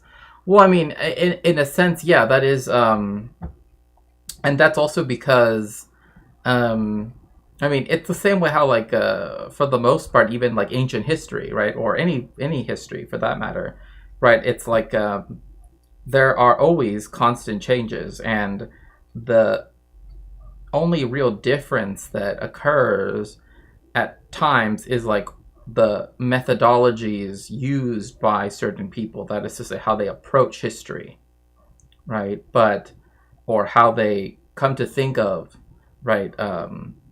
Their experiments, etc. But with archaeology, again, there's stuff being found all of the time, because many of the places that people are, making discoveries in are places where people still live today. Like it's stuff where there's, I mean, it's like in Rome, right? It's like in Rome, for example, right? Like the reason why it was so hard to dig the metro system is because like every inch and a half, there's like another, temple to Zeus or whatever,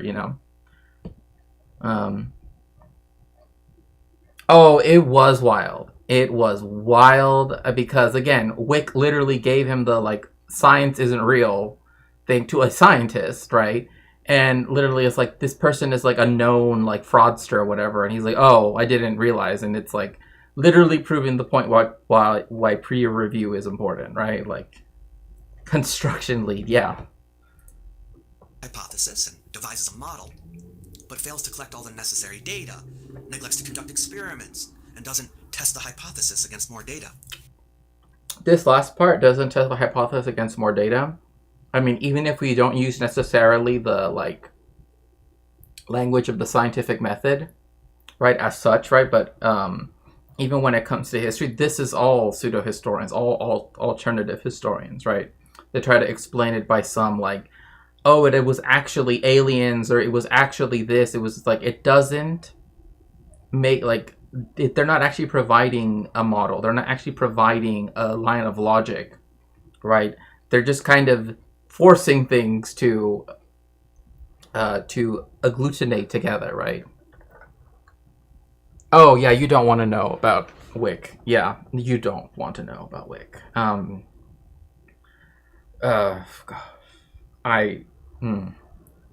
Yeah, don't. Again, I am not a fan of debates, quote unquote debates online, right? But that is his whole thing, and he's had some. I don't even know why he's even around, honestly.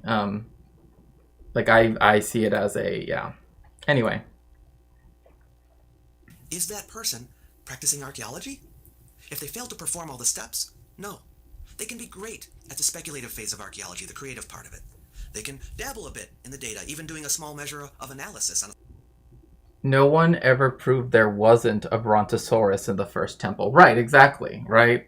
No one has ever proven that it wasn't aliens that taught the Mexica, right?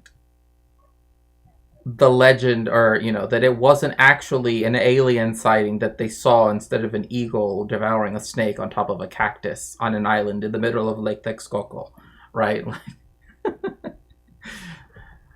No one has ever not proven that. And then again, that's just because, again, that's not how you argue. And that's the reason why, it's, again, when it comes to pseudo-archaeology, always boils down to, Nazi alt-right people wanting to push a narrative of white people being extra special, right? I mean, that is, again, with pseudo-archaeology, with pseudo-history, so much of it is just, we don't want there to be this view that either we did something horrific, right? Or that there are structural inequalities, or that there are, et cetera, like, the list can go on. Or that our specials, our super special boys that we think are super, super special, right, actually aren't special at all. And the fact that we are able to impose their specialness, vis-a-vis others, right, actually brings into question the idea of specialness itself, right? So, Yeah, no one has ever proven. Yeah, I mean, true. I mean, small number of artifacts. But if their data falls far short of what is needed for the subject, or if their oh, like, I mean, what if alt his is a perfect example of this? Like, what if their data is not the, like, he just adds in, like, leftist professors did this. Okay, fine. Then showcase that is the case, right? Like, showcase this, right? Like, showcase, surely there would be as many books as are in the background behind David, right? Of all of this stuff. And he's like, oh, but of course, I know that I'm not going to read anything after 1965 because that's when everything went woke. And it's just like, you know.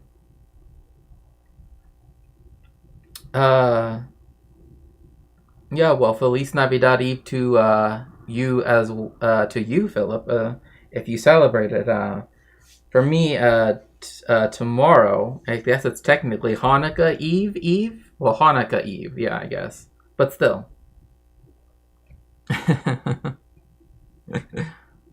But yeah, it's interesting too because in Spanish we don't call it. I mean, you can say Víspera de Navidad, which means literally the eve of Christmas.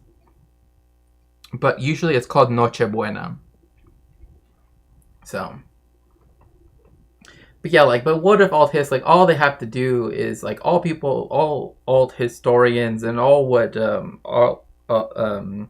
pseudo-archeologists do is they just begin to, like, for, like, there's one guy, I forget if it's Graham Linehan or Graham, I forget who exactly it is, but there is one that, like, he discovered, right, like, he's one of those, like, you know, high civilization, ancient technology type people, right, that says, like, sometime before the Greater Dryas event, which was, like, before there was any human civilization in the first place, and was just, like, thousands and thousands of years before, right, before the Younger Dryas, there already were people that could, you know, like, already had a civilization far, far more advanced than the one we currently have.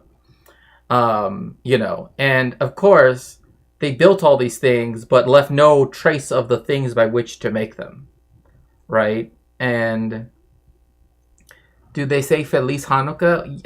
Well, yeah, you can say Feliz Hanukkah. Yeah, you can say that.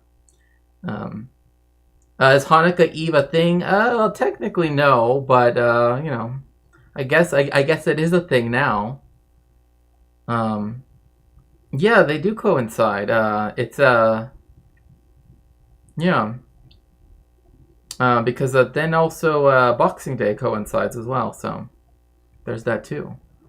But yeah, some people, like, usually, like, if it's just normal, they'll say, oh, Feliz Hanukkah, but because if you say the Hebrew term or the Hebrew phrase, it's Chanukah Sameach, right? Which is, you know, Happy Hanukkah, right?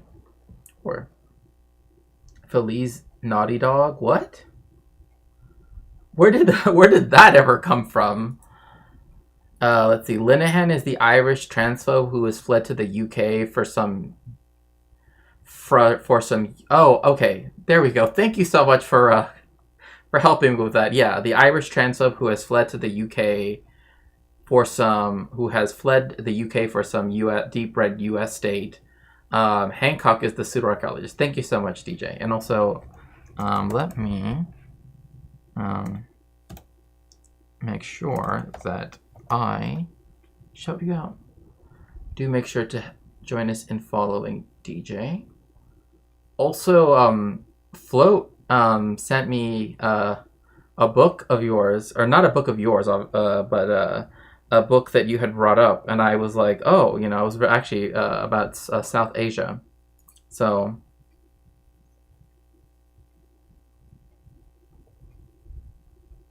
but yes, like what if old hist again, and like even with pseudo archaeologists like Graham Hancock, right? Is like one of his things was that he realized that by like measuring things, like with a measuring tape, that like he was able to somehow disprove or like prove, I guess, that that the Egyptians had the ability, right, to do specific cuts of on stone, and it's just like, what are you even talking about, bro? Like, what are you like? You're with the measuring tape. Like, what are you doing? It's just like Documentation is sorely lacking. In other words, they don't even come close to performing the necessary work. They're not practicing archaeology. They are, in fact, doing pseudo-archeology. And I would say so too. I would say so too, like with people that are pseudo-historians, right, or alternative historians. Is it, again, like what if old his? Like, he explicitly states, I won't read anything after this. And will even read people that, like, again, are themselves not even historians, let alone academic ones. And that isn't that, oh, you can't have, pop history that, is well written, but it's far fewer and far between than people think. Like, there's so much pop history that it's just like, no. Like, no. Just, no. Hancock has backpedaled a bit. I see. Well, I mean, that's good. I mean, that's good that he has backpedaled. Because, again, was he the one that was brought onto Joe Rogan? I forget. Late, but you're here. Oh, welcome in, Simon. Comment allez-vous? Joyeux Noël. Okay, what do we got here? I'm all scrubbed up and ready to go. You're not Dr. Johnson. No, I'm Bob. Bob who? I'm his neighbor. Are you a doctor? Are you a doctor? I mean, We're doing a corneal transplant? yeah, I flipped through some pretty pictures about that this morning. Had to? Oh, I mean, that makes sense. Was it a matter of, probably was legal necessity or something, right? He's been on Joe Rogan a few times. Okay, yeah, because I know that David did do a video on someone who, like, Joe Rogan presented as if though, or that tried to present himself as though, like, I don't know. I don't remember exactly the context, so. Did you wash? Yep.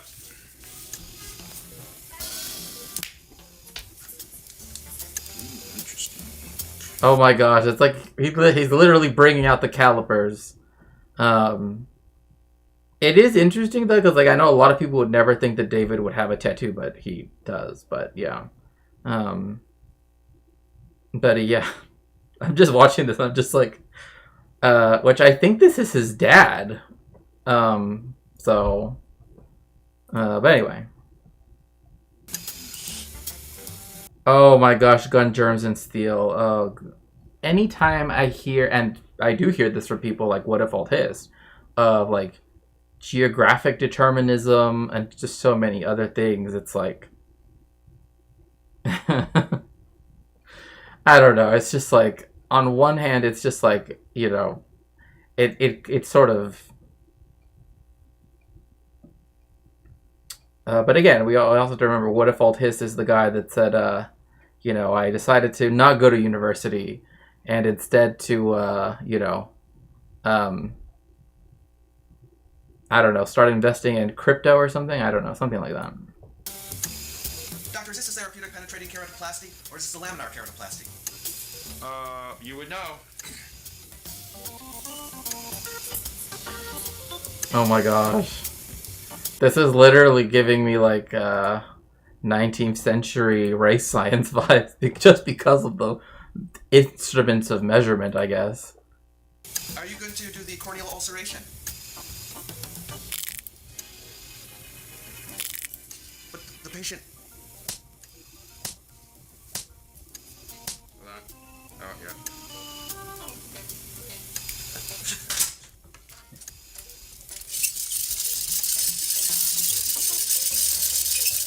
Doctor, that's not how you do surgery. Oh my gosh, here we go. Dan Carlin? It's not Dan Carlin. Think so. Rogan has all, yeah, that's true. Yeah, reminds, but yeah, no, like, the whole thing about, like, what's it called? Like, was it? The whole thing of, having him on was that he tried to, I guess, like, make himself seem as though like, oh, it was by chance that I came across, your work. But actually, I've known about your work for like 30 years, It's like misrepresentation, I suppose. Oh, I suppose you want me to do it the way you and all your golf club swinging fancy schmancy doctor buddies do it, huh? Doctor that donated cornea? Someone might say, just pseudo-surgery. Considering that surgery has come a long way from the days of when your barber had to do it. Because there is an interesting book called The Death of Expertise, and it's written by, a professor at, I believe he's at an Ivy League. Not that that matters, but rather the fact that prior to the COVID-19 pandemic, he wrote that, even though there's this anti-intellectual, anti-expert, academic sort of view in the United States, that were there to ever be a emergency situation, like, say, a pandemic, that people would realize how much they needed experts and expertise. And he was proven wrong. So when he wrote the second edition of his book, he says it in the introduction, I was wrong, right? And actually takes back, not only like the stuff that he said, but also then in the last chapter of the second edition of this is a new chapter, new stuff, right? Begins to try to analyze why, right, his initial contention, right, didn't come out to be the way how he thought it was, right? And so I think to me that is a bit, it's a very different, like, again, when you have an academic that's willing to say, not only am I wrong, but I'm actually going to try to think about why it went so wrong, right? That's a very different thing from someone who does pseudo-history or pseudo-archeology or etc. and doesn't ever have to really account for those types of things, right? well, it can only be called pseudo-archeology if the person is claiming to be doing archaeology. What about cases when a person is drawing conclusions without ever calling themselves an archaeologist? Yeah, this is the same thing too with pseudo-history. It's like, oh, well, they're not calling themselves a historian. Well, eventually it's gotten to the point where now people are calling, right, What If Alt-Hist a historian. Like, he's being invited onto podcasts and being described as a historian, right? And he's not, right? Looks like Dan Carlin has been on Joe Rogan 4 times. Oh, maybe. I have no idea. Or maybe it was it? Maybe it is. I'm not sure off the top of my head anyway. I think he does he have it here? Oh no, yeah, it was Graham Hancock, because it says how Joe Rogan was fooled by Graham Hancock. But it's a 2-hour video, so If the person is making claims about the past using material remains as evidence, they are performing the same function as an archaeologist. Just as a person who offers medical advice is performing the same function as a physician. Hey, drink this bleach, it will heal your cancer. Does it? Please don't. Please.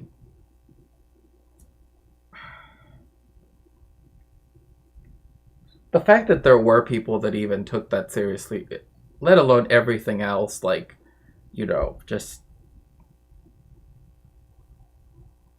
I don't know. I don't even know what to say. Just, like, I don't know.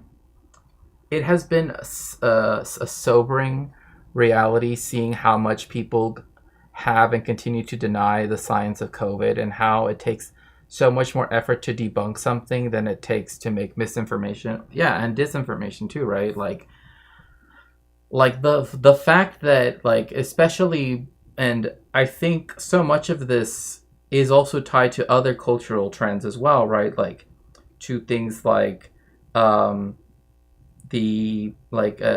during the Cold War, right? The sort of rise and sort of like, I don't even know what to even say. It's like it's ascended all,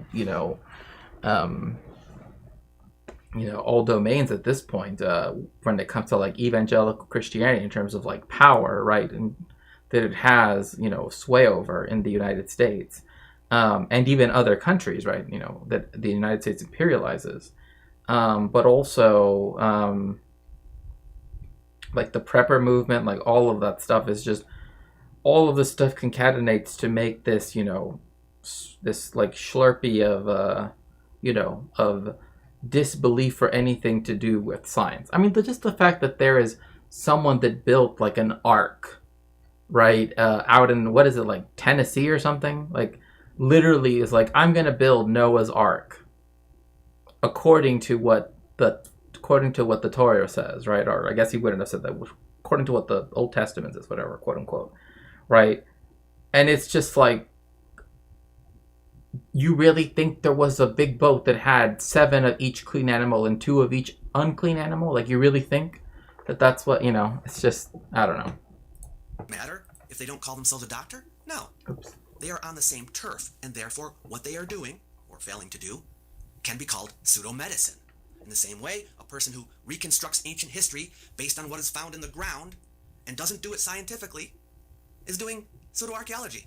If, therefore, a person reaches radical conclusions out of harmony with the mainstream consensus of history, but engages in the archaeological process in a scientific manner, that person is not doing pseudo-archaeology. Yeah, like, again, it's the same thing, like, with What If Alt Hist, or with others, right? With other, like, other people that claim to be historians or whatever, or to not be historians, until suddenly they do decide to start calling themselves that because, you know, they want to say that having things like having blue eyes gives you superpowers. You know, I just don't know how you could take that, how you could hear that from someone that now decided to claim that they're a historian and think that, yes, they must be correct. Yes, superpowers, blue eyes, there must be nothing else behind his reasoning behind that.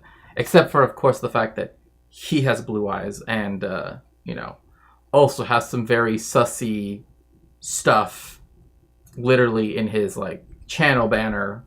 That's all I'm gonna say. But, yeah. Was Hancock the one who claimed to have found the Ark on a mountain in Turkey?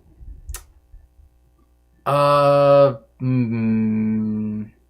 know he's the one that talked about Göbekli Tepe, but I'm not sure about that, about the Ark. I'm not sure about the Ark. But I do remember that someone did. Yeah, I also remember. So I found some Cold War era videos talking about building nuclear fallout shelter bunkers. Yeah, and there's like some guy that like it's in Las Vegas in Nevada, right? Like there's this house, and you can look it up. I mean, it's like it's literally was like talked about, like, you know, publicly. But it's like they built a house underground. Like if you drive, you know, like, you know, if you go on the street, right, you know, it's like, oh, it's you know, it's like a 1302, you know, Apple Street, right? 1304 Apple Street, 1306 Apple Street. Nothing, right? And then it's 1310 Apple Street, right? That, where that should be 1308 Apple Street, right, is he literally, like, the family, the house is underneath the ground because it's supposed to be like, you know, in case there's ever nuclear radiation, you know, that, you know, stuff like that. Apparently, anyway. But it also was at a time when they did have nuclear tests in Nevada. In fact, in Las Vegas. Like, the fact that there was a fallout in New Vegas doesn't surprise me. Like, because at one point you could stay at the Binions Hotel, right, which is in Fremont Street, which is the old strip, right, and not the new strip on Las Vegas Boulevard, but the former one.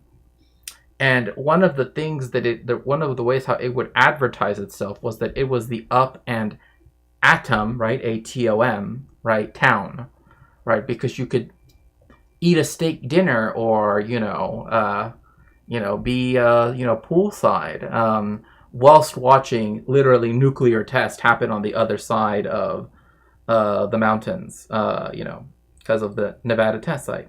So, you know, and that's also where Area 51 is at, apparently. I don't know, just wherever. I just remember that video of people that they were gonna like break in or something, and then that one guy was like Naruto running, right? He just ran across the. But yeah, you can see how. Yeah, I mean. No archaeologists who have done this, and even though their ideas are considered controversial, no one says they aren't doing archaeology. Similarly, if a Yeah, like that's the thing too. Like some people say, "Oh, it's because history has become political or because archaeology has become political." No, not really.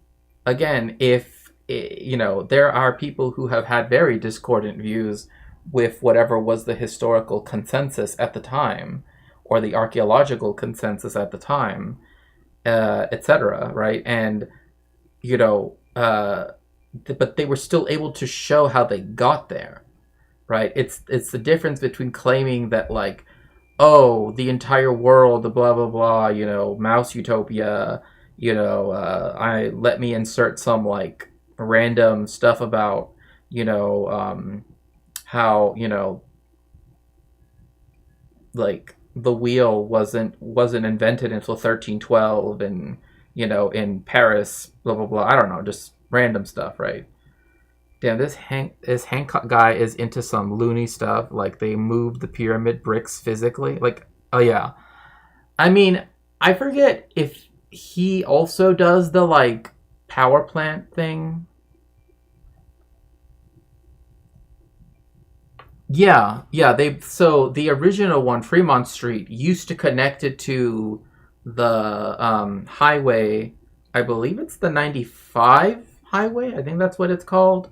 Yeah, it's the 95, and because you can take the 95 up to Reno, and then that way to San Francisco, and then the 95 goes down into like western Arizona, and then there you could take Route 66, and it would take you into LA, right? So that's how you could go to Chicago or go to LA, right?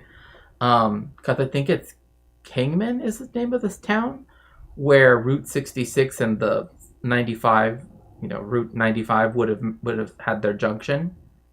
And so yeah, that's where but yes, so before it was built on where that highway would have been, where the 95 before they built it as a separate highway, because now it's like an elevated freeway, right? Like a separate. But before, when the highway was just a street, and it was called the Boulder Highway because initially the Hoover Dam was not called the Hoover Dam. It was actually called the Boulder Dam. And so hence why there's a city next to it actually called Boulder City. Right? It was going to be called the Hoover Dam. It was going to be called the Boulder Dam. So it's called Boulder City. But they didn't change the name of the town afterwards because they realized that Hoover City, considering what Hooverville meant at that time, was probably not a good look. But yes, so yeah, it was going to be called the Boulder Dam, and then they changed it to Hoover Dam, and so, and before they built a bridge across, that goes across the Colorado River at that point, you used to have to cross from Arizona into Nevada, right? By going on top of it's a street. It's not like it's like, oh, you're teetering on the top of something, right? It's a road, but it's like it's a 2-lane road, right? So it's very narrow, and there's like a sidewalk, right? Because people wanted to see this marvel of the world, so to speak, on top of the Hoover Dam. So like on one side you have Lake Mead, which again is like super deep and everything. And then on the other side, you have the precipitous fall, right, of the dam, right, and then the beginning of the rest of the Colorado River, right. So, still haven't been to Las Vegas. Oh no, like with psychic powers. Oh yeah, that's just ridiculous.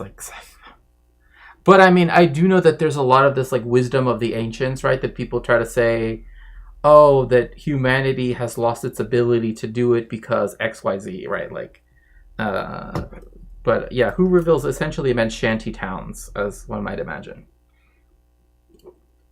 Hello, Choki. Welcome in. But yeah, let's see. But yeah, it doesn't matter if you're at odds with the consensus, because again, the consensus changes. So it requires people to say, actually, yeah, like there are some parts that do make sense, but also no, right? And so this would be a point where, yes, yeah, during the Great Depression, exactly. And so that's why at the time to have renamed yourself Hoover City probably wouldn't have been an ingratiating name for oneself. But Las Vegas, yes. So it's named Boulder Highway, and then you can which again has a lot of the older casinos on it, right? It becomes Boulder Highway, and then it turns, and then it becomes Fremont Street, and then that's when, you know, the song Panic at the Disco, right, on the corner of 4th and Fremont or something like that, right? Like, that's what they're referring to, is like, that's why there are the numbered, you know, the typical American numbered streets of 1st, 2nd, 3rd, you know, whatever. Because there's like Main 1st, 2nd, 3rd, or Main 2nd, 3rd, whatever, and then Fremont Street, which goes straight directly through them. And that's where you have like the oldest hotels and casino resorts there. Oh, it's good to see you, Choki. Hope you're doing well. I got my psychic powers from power plants. Imagine. I know I talked to Ali, right, one of the mods in the server, which, by the way, make sure to join the Discord. It's you can do !Discord, and it should be able to should be able to give you the link to go there.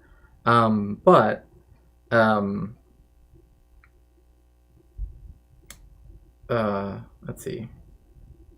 Yes, for all of those of you who celebrate Christmas, you know, have a happy Christmas.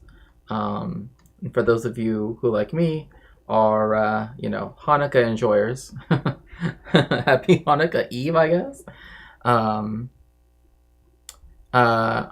I was a huge fan of Elvis Presley as a child. Oh, okay. It's funny because I remember once reading in it was some kind, I think it was someone's memoirs or something, but I mean it was obviously as a joke, but it was like Las Vegas. Oh my goodness. Oh, thank you so much, Just Julie. Yes, do make sure to stay hydrated and to drink water. What's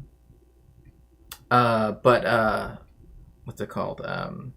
That they would say that Las Vegas is the only town where like everybody is related to at least one Elvis impersonator, right? Like, because that's like a job you can do, right? They can never believe that black and brown civilizations could come up with innovative, impressive methods to construct things, or even foundational things, right? Like, that is to say, like, in the first place, like the idea of like the fulcrum and et cetera, right? Like, the idea that people in Europe somehow were like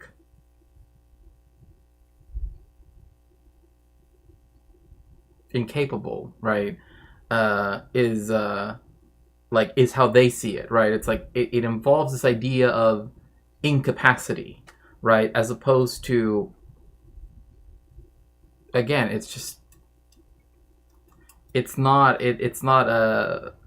I don't know. It's a very weird way of looking at history, but making it seem as though like the usage of tools and, you know, architecture, etc., is like a zero-sum game. Like, you either have it or you don't. It's the reason why so many like right-wingers emphasize things like the wheel, right?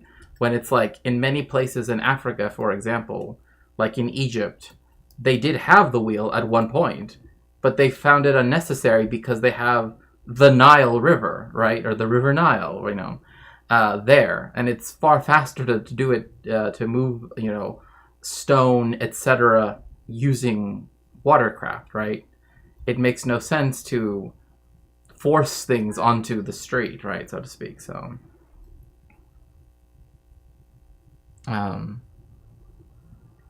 yep, I read Second Street is the most common road name in the United States. Yeah, I'm not surprised at all. Having dinner with my parents tonight. Ooh, very nice. Cozy. Yes, that is a nice word. Person reaches a conclusion that is... In German, they have Gemütlichkeit, which means the same thing as cozy. Happy... You know what's funny? I was literally about to say this word out. And you know what it says. Or whatever those Westerners say. But then it would make me, it's interesting enough, sound like an Israeli of all things. Because, that's how they, for some reason, like to always pronounce it like that. It's very nice to see you, Jelly. In fact, talking about a little something that we spoke about earlier. Hopefully I'll be able to do something at my place next year, going to a friend's place. Oh, nice, nice. in harmony with the mainstream consensus of history, but doesn't engage in the process scientifically, that person is doing pseudo-archaeology. The word pseudo-archaeology has nothing to do with whether a theory is correct. It's not the what that matters, it's the how. And it's the same thing with history. Again, if you're not using, historical methods of research, right? And especially if you're saying from the beginning, I refuse to read books after this date or written by people that are, you emphasize the, yeah, exactly. Which I just don't even, I know that, the reason why is because there is this idea of, bad, right? Yes, it means bad. But, the rabbis who would never, before October 7th, ever bring up even that group, suddenly they all got the same memo, it seems, and they all decided to start being it's just, my Fiat needs a lot of attention, or my flat, oh, sorry, I thought you said my Fiat. Happy Festivus. Oh, right. There's also ancient aliens that think aliens were, all tall, blonde, white people. Yeah, and that's where, the weird thing about, Agartha and Hyperborea and all of that, and then also that, did people see that thing, where it's, that, people that are flat earthers, they said, there's actually a way to sort of explain why there's other things, and it's not just a flat earth and, how most people think of it, but it's, a hollowed out ice, I don't even know, sphere? It's like a hollowed ice sphere, and the Earth is flat, but it's just because it's just below the ice, and so I don't know. It's just again, it's if you have to make up all of these things, these ever contingent things constantly, it just, you would think that it would make people second guess whether or not their hypothesis is correct or not, but no, instead they think stacking more things on somehow makes it more credible, but no. I need to snooze out a while. Any good movies chat can about? Hollow Earth Theory? Yeah, Himmler. Yeah. Dome Earth and the Arctic Wall. Pretty much, yeah. What's a good movie that... it depends. If you want to see something that's you can always go for Lawrence of Arabia. It's 3.5 hours that, it's fantastic world building, right? Yeah, it is. It's if they were instead of trying to say that astronomers are all funded by big, I don't even know, one of them was that solar farming is funding scientists to say that we live in a heliocentric universe. I'm just I thought we already got through this. I thought the whole geocentric stuff was done, but no, apparently not. Apparently it's still flat earthers are going to figure out how to explain the 24-hour sun in Antarctica. They paid for 3 of them to go down there to witness it because they thought it was impossible. I like how they paid for 3, right? Like, very, like, it's like, oh, it's Bob, Ted, and, Jim, like, we're just going to send them to go watch it and just, but like, but like as DJ says, like, yeah, it's great world building. And if they were to say, be more, honest about it and instead, use it for something like writing novels, right? It would actually be interesting, right? Because, we did the math hundreds of years ago. Yeah, like I actually remember, right? I actually remember that, like, at the time, it ends up being this, right? Where if you have a geocentric world, geocentric universe or galaxy, whatever you want to say, theory, right? It actually doesn't mean that you actually have to put you actually can't have the Earth right at the center.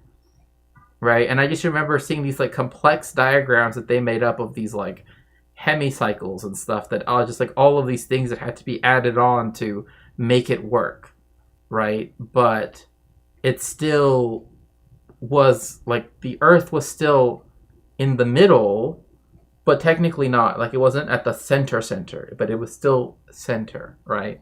And it's just like, obviously, it's just, And so, measuring an object poorly or incompletely, failing to take into account all the evidence on the subject, and drawing far-reaching conclusions from it, is pseudo-archeology. So, have you been able to find the trouble? You gotta know how to play string clog. What's that? I've never heard of it. You got a jam up where it doesn't belong.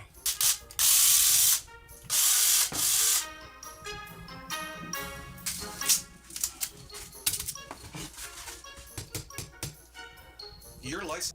oh my gosh, I'm just watching this and I'm just like, okay, fine. They have the Roach Motel. That's fine, whatever, who cares? But, that's typical. But I actually had a history teacher in high school try to tell me what we couldn't say for sure, that the Earth wasn't the center of the galaxy and wasn't at the center of the galaxy and he didn't want to teach the curriculum? What? That doesn't even make any sense. Well, I mean, it goes back. I mean, it does remind me of how, like, there were people that would say, like, well, sure, you can teach, right, like Darwinian evolution or, evolution by natural selection, right, in science classrooms, but you have to teach the other side. And it's just like, what other side? It's the same thing like when you're teaching history. It's like you don't teach pseudo-history in addition to the consensus of historians. Like, that doesn't make any sense, right? It's just, but, yeah.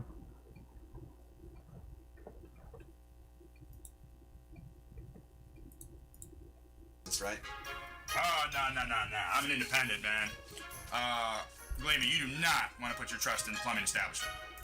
Oh my gosh, I could see someone. Oh my god, I know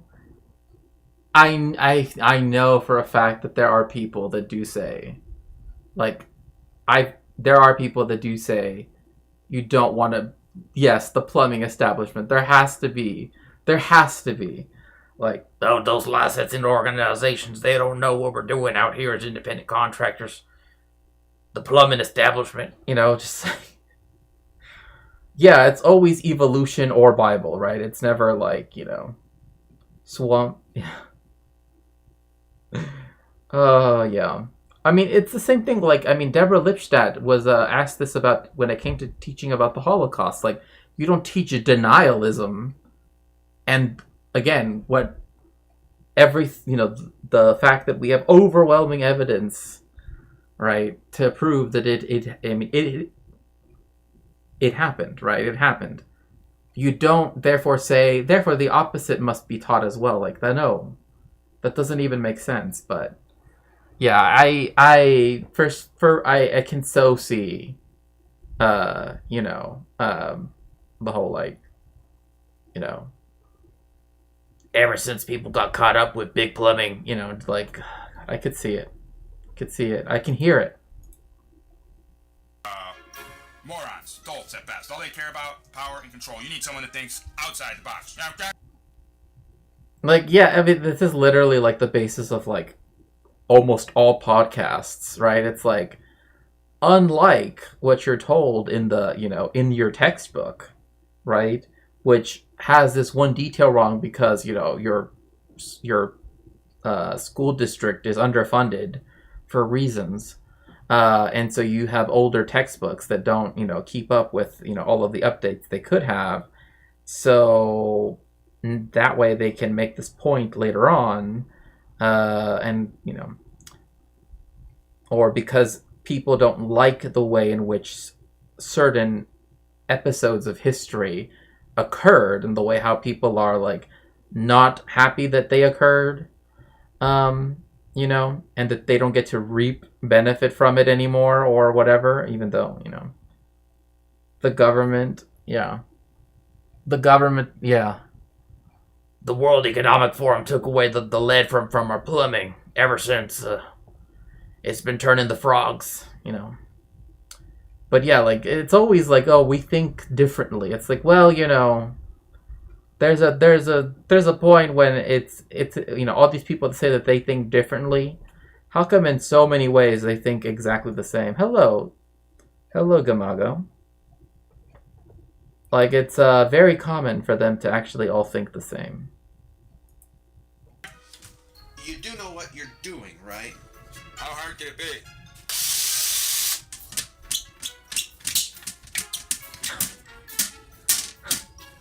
I don't even know what I'm watching now. I don't like what. This is just like descended into just madness at this point. But okay. I'll search for my own movies. Love, hug yourselves and your loved ones and grin. Oh, of course.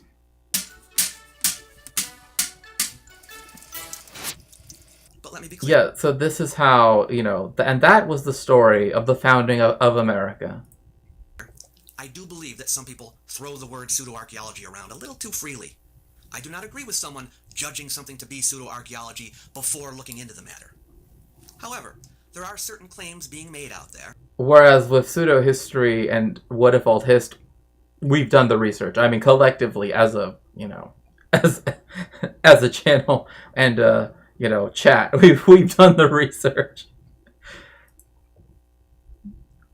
That have been shown to be based on pseudo-archaeology. And so, when those claims get repeated, I don't think it's necessary for someone to reinvestigate the whole matter again, just to make sure it is still pseudo-archaeology. If it walks like... Right. It, like, again, it's this, like, view that the only way you could disprove it is if you're willing to test the hypothesis or, everything that they claim every single time. No. Obviously, there are, after some amount of,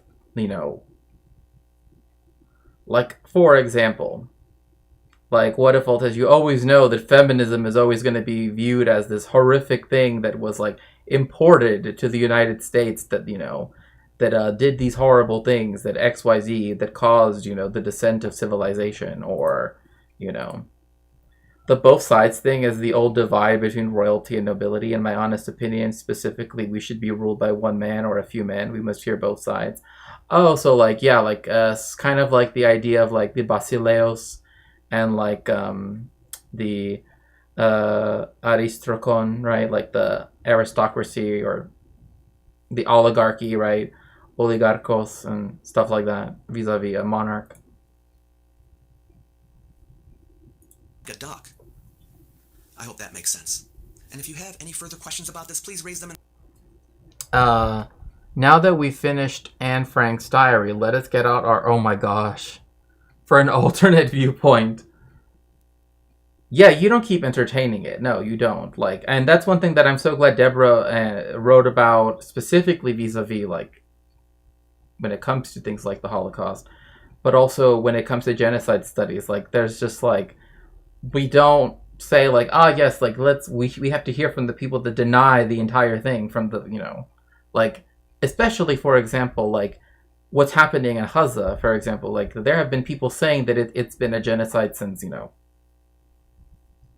very early on, right? And the fact that it took as long as it did for even very mainstream, organizations like Human Rights Watch and Amnesty International to finally be like, there is nothing else we can call it, right? Like, there is nothing else we can say but that it is this, right?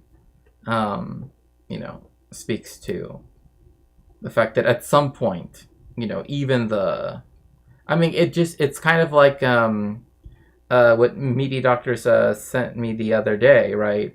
Where it was like going back to what happened in with Serbia, right? And in pardon me, in Rwanda, right? Where it's like acts of genocide, right?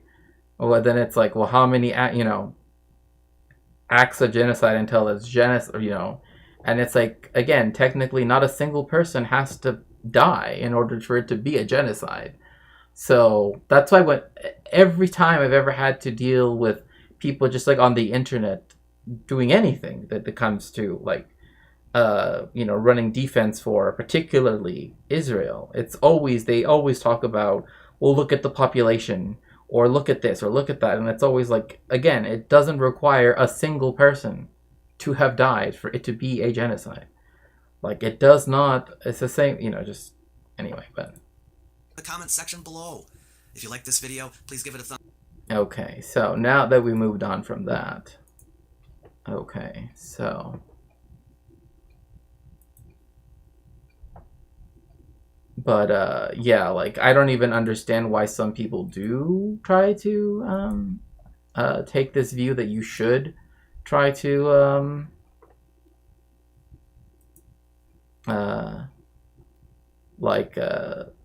again, give some form of, weight to things just because they're not what, you know, is seen as the consensus, particularly when it's like something like that, right? It makes no sense. Nor do you have to rehash everything every single time. That's what the people that say that everything has to be debatable at all times, at all places. It's like, no, there are, like, we've already reached a point where, you know,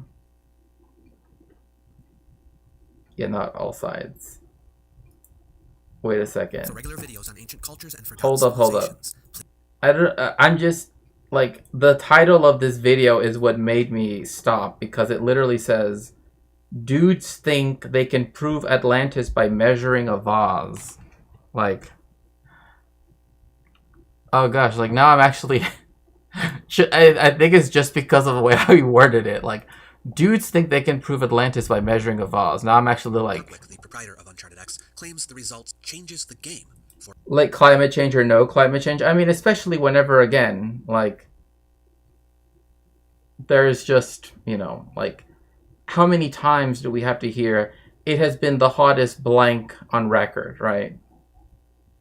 Like, I think we've heard it enough times to where we can, or for people to, again, knowingly confuse the word weather and climate.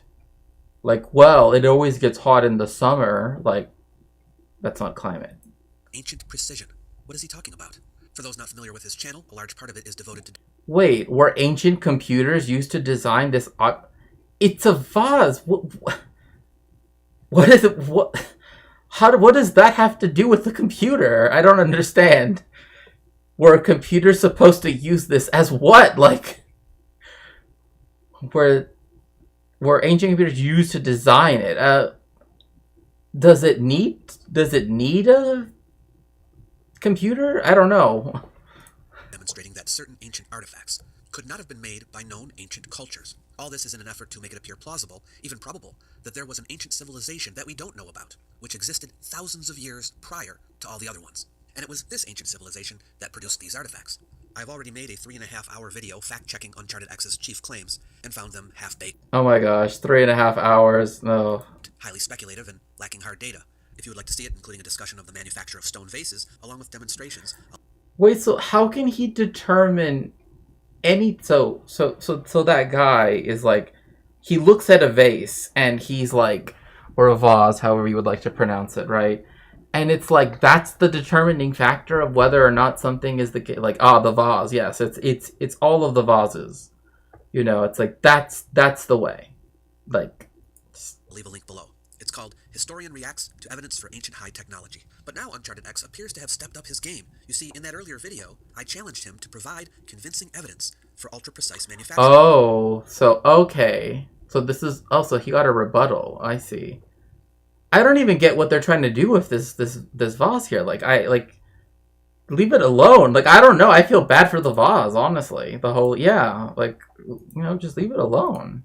Which he claims exists for many artifacts. Up to that point, he had provided none. But now, we have this stone vase, and people told me to go watch his video, and that this is the smoking gun I had asked for. So I watched the 3 videos that he made about this vase to see what all the excitement was about. I wrote down some notes. Pre-dynastic STL file available? I mean, okay. And I thought we would look at the important sections of his videos. Oh yeah, there's no way you could make that without a computer. Yeah, it's... like... And together decide what conclusions can reasonably be drawn from these measurements, and what cannot. Also, another thing, too, is, like, this argument also from utility as well, because it's very interesting how, like, it either has to have a perfectly, like the idea of ornament, right? Like, things that are purely artistic, right? Somehow was something that was completely alien to humanity, like, before the 19th century, it seems. It's just, like...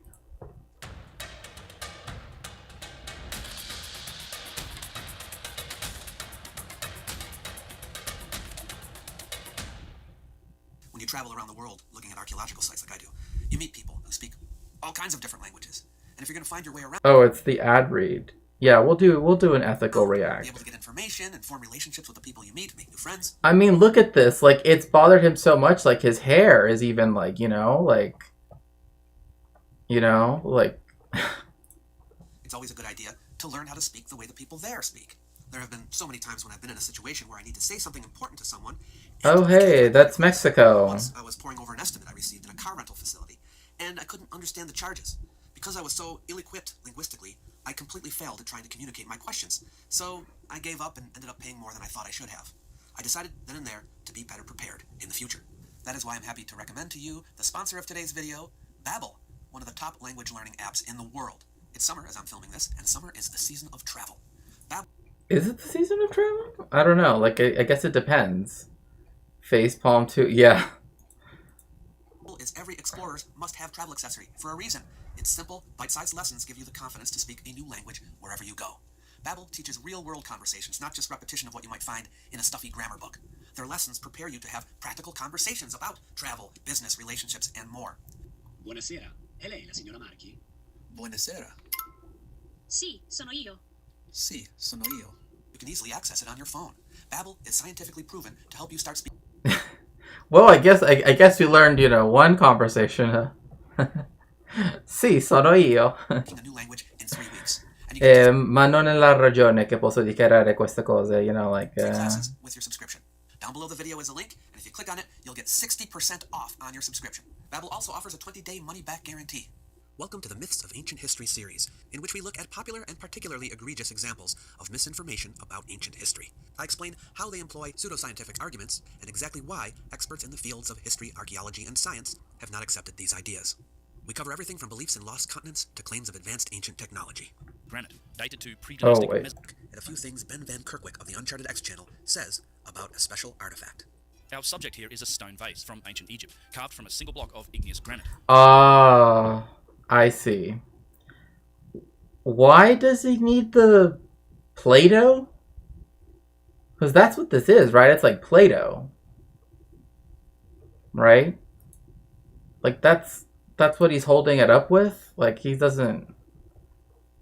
A single block of igneous granite dated to pre-dynastic Mesolithic times. Okay.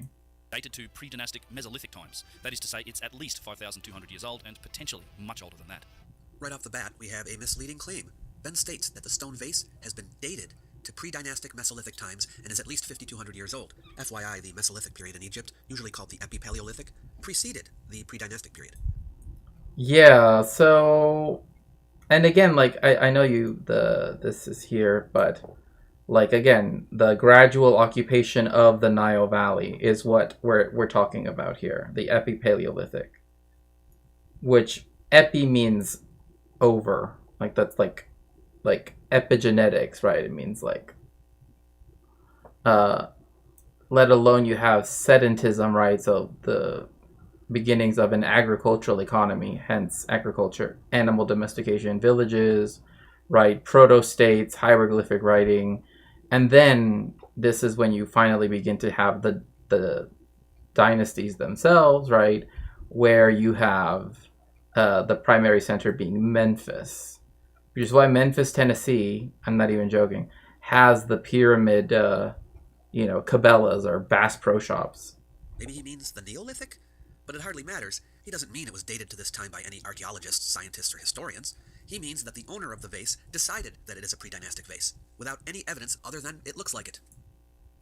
I mean, it looks like a lot of different vases, I gotta say. Like, I mean, it because it is designed so well, I mean, it's a nice vase, I guess, but I just, like, I guess for B, I'm thinking, like, but how do we know it's from then? Because even like this, right, it would be until 3900 BCE, right, before we get craft specialization. Tennessee, the ancient Egypt of art. Yeah. Yes. Tennessee is, ancient Egypt at home, so to speak. Don't believe me? Watch and see. The details and analysis of this vase that you'll see in this video will demonstrate the irremediable truth of work involved in its manufacture. Irremediable truth? Irremediable truth. I don't, how is he using that word? Like, that's not, like, remediable means it's able to be salvaged, right? To be remedied. Irremediable means it cannot be remedied. But that's making it sound like something is being sickened, right? A majestic civilization. No one else would question this much. Yeah. Well, Plato support is needed. Yeah, right. The cold, hard facts of the geometric precision achieved in its creation. The implications of this truth on the debate around the existence of ancient high technology are utterly profound and I don't entirely devastating to the Orthodox claims. Unless he's talking about the church, the Orthodox Church, there are. I don't know. It looks just like a vase to me. Like, great. It's a. I'm happy for the vase, I guess, but they really got to leave it alone. Entirely devastating to the Orthodox claims that simple primitive hand tools can explain everything that we see from this era in history. Wow. One thing is the use of the word primitive, because typically people don't use those terms anymore. But even if people do say that, why? Like, that doesn't really go to anything. Like, because you could make it. Like, if you could make it with said hand tools, then wouldn't that prove the fact that it needed a computer to do it? Also, why would there be a computer? Like, the computer hasn't been proven first. Like, first there was a computer, right? It's kind of like, like the beginning of Genesis, right? It's like, in the beginning, there was a computer, and God saw that it was good, and then God programmed the computer to make a vase from, apparently wrongly periodized stone. These are some big claims. He says the cold, hard facts that he's about to present will be entirely devastating to the Orthodox claims that simple primitive hand tools can explain everything that we see from this era in history. I don't think the Egyptians had only simple primitive hand tools, but let's give Ben the benefit of the... Yeah, even that, like, because he places it so far back in history, if it's incorrectly placed or periodized, then, you can make it seem more quote-unquote primitive than otherwise. Give me one miracle is as good as any. Big Bang, one computer, I don't care. Yeah, like... Bro, like first of all, like, if the vase required a computer, right, then you kind of got to show that the computer was there first. Because I'm thinking, like, okay, so there's a computer. Does it function like a contemporary computer? Right? Like, is it like, oh, does it have like a programming language that you have to learn? And if so, like, how is it therefore that it could have existed before proto-writing, you know, like the beginnings of what would later become like, you know, the Demotic script and the hieroglyphic script? Like, I don't know, like this is starting to sound like one, like, either it's sussy pseudo-archaeologist or it's a sussy vase. Like, it's one or the other. Like, Out and assume that he means merely that there are objects from ancient Egypt that couldn't have been made with the technology that the dynastic Egyptians possessed.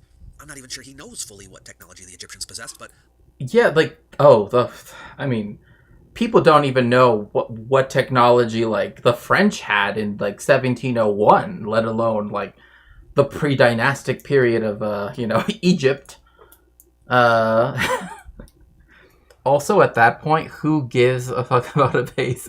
I know, exactly. Like, I am more concerned about the computer. Like, you need to prove the computer first. Like, that's more interesting to me than the vase. Like, you know, oh, well, if anybody could make an old vase, then whatever, you know? Like, I mean, you know, like, you know, now, you know, like, you know, your stepmom can make a vase for all I care, you know? But the computer, the computer that was there at the beginning of the Earth. let's see how much devastation he wreaks upon archaeology. This is why this kind of work is just so important. It's an indication of significantly advanced technology. Also, they're just spinning it around. Like, is there a reason why you have to rotate it so many times? Like, does it tell you something every time you rotate? Sorry, I'm just questioning the methods here because I just don't see... Deployed and utilized in distant periods of our past. Periods today only associated with the very beginnings of human civilization. Ooh, so he is taking this much, much further than claiming the vase exhibits tech that is beyond what the Egyptians were capable of. He's going so far as to say that it is advanced technology from a distant period of the past, long before the dynastic Egyptians. Wait, so then why even place it at the pre-dynastic period then? Like, then why say, oh, but it's from this time period? I mean, then you could just say, oh, it's from, you know, just random time in the past. You know, like, oh, well, it's from this period of time. Like, why even... So this is a computer at the beginning of the world. Like, it's like, in the beginning, God created the computer and the vase, you know, and that was it. Or rather, he created, actually they, because God uses they, them pronouns in the Hebrew Bible. They created, you know, because we love our non-binary, you know, themperers. So we have God created the computer that then was programmed presumably by them, or did God invent the computer and the programmer? And would a female programmer be a programmess? And then anyway, no. So anyway, so yes, the computer, the programmer, and then you get the vase. Does he understand that modern potters can get perfect circles too with this one simple thing? A potter, yeah, that goes back quite a while. The potter wheel goes back quite some time, like a while. Thank you so much for subscribing, Grim Author. That's a tall order. At the very least, evidence like this should force a rethink of what we think we know about the people and civilizations who lived in those times. But much more likely, I think it's a clue to... Wait, but before 6,000 years ago, there were no civilizations, though. I mean, that's like, what does that even mean? Like, if we're talking about the beginning of humanity, that's between 100,000 and 250,000 years ago, where we had Homo sapiens sapiens become a distinct species. And we know, like, that isn't enough time, for example, for there to be any, like, you know... Anyway. Far longer timeline of our species, one that involves lost, ancient, and advanced civilizations that existed before. Oh, I brought this up, the Younger Dryas. So it's the same thing, but it still doesn't make sense. Like, therefore, those civilizations would have not been human, if he's saying that. If it existed before before human civilization, or before, like, if it exists before that, then then he's talking about something that existed pre-human Homo sapiens sapiens, right? Was the Jed pillar actually an ancient Wi-Fi router? Some archaeologists, notably, and of course, pottery is just a branch on the concept tree of holding liquids, right? And that's, of course, if you even, should we ask our, very well versed ancient historian, what if alt hist? Should we ask Rudyard the Grillian Sicilian? Because, the Grillian Sicilian has read every book except after 1965. So that means he read things from the Younger Dryas period, because that's before 1965, right? The world-changing cataclysm of the Younger Dryas, or the periods that preceded it. Strong claims, you might say, but I think they're warranted here. Okay, so he thinks his fire... How? How are they warranted? You said this goes back to before humanity existed. That doesn't make any sense. Not just before human civilization, before humanity, there were civilizations.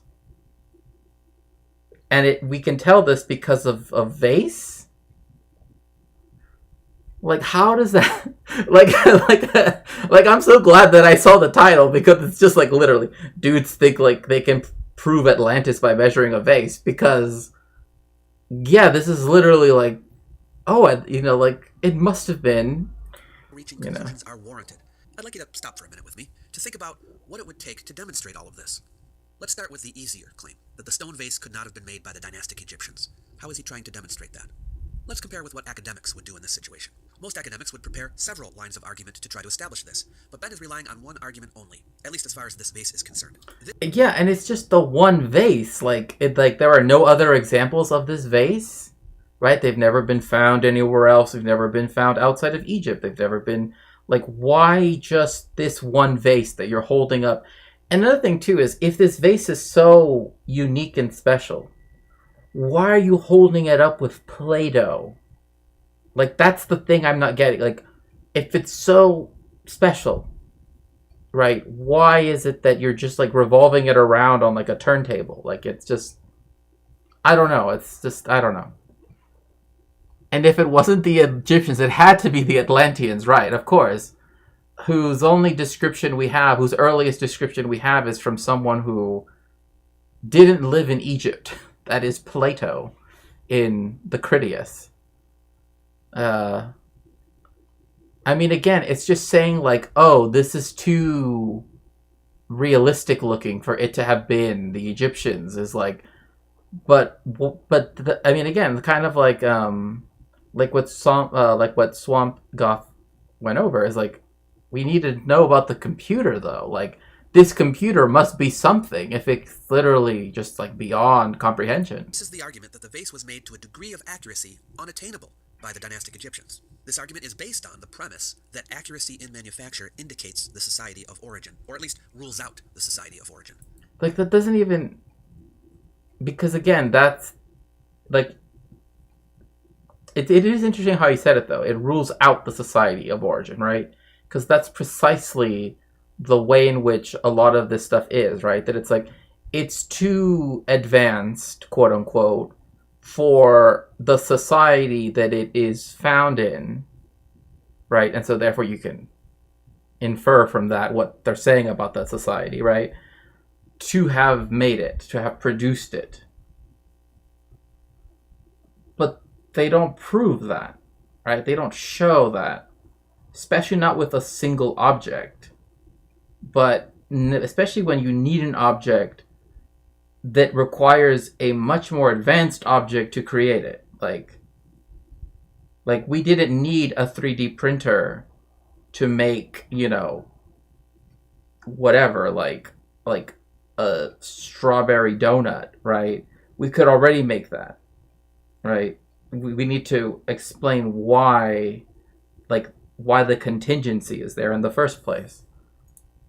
In other words, an accuracy of sufficiently high level, a level that can't be seen by the human eye. It can only be measured by special instruments. is proof that a culture that used only hand tools did not make the object.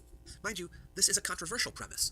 It is not. Oh, this is what I was saying. Like, the people that are like, oh, they take a measuring tape and stuff, and they're like, oh yeah, there's no way that that the ancient Aztecs made this because the block of stone is too perfectly cut or something. And it's just like, they obviously had aliens, and obviously aliens built this, and Plato, yeah, I know.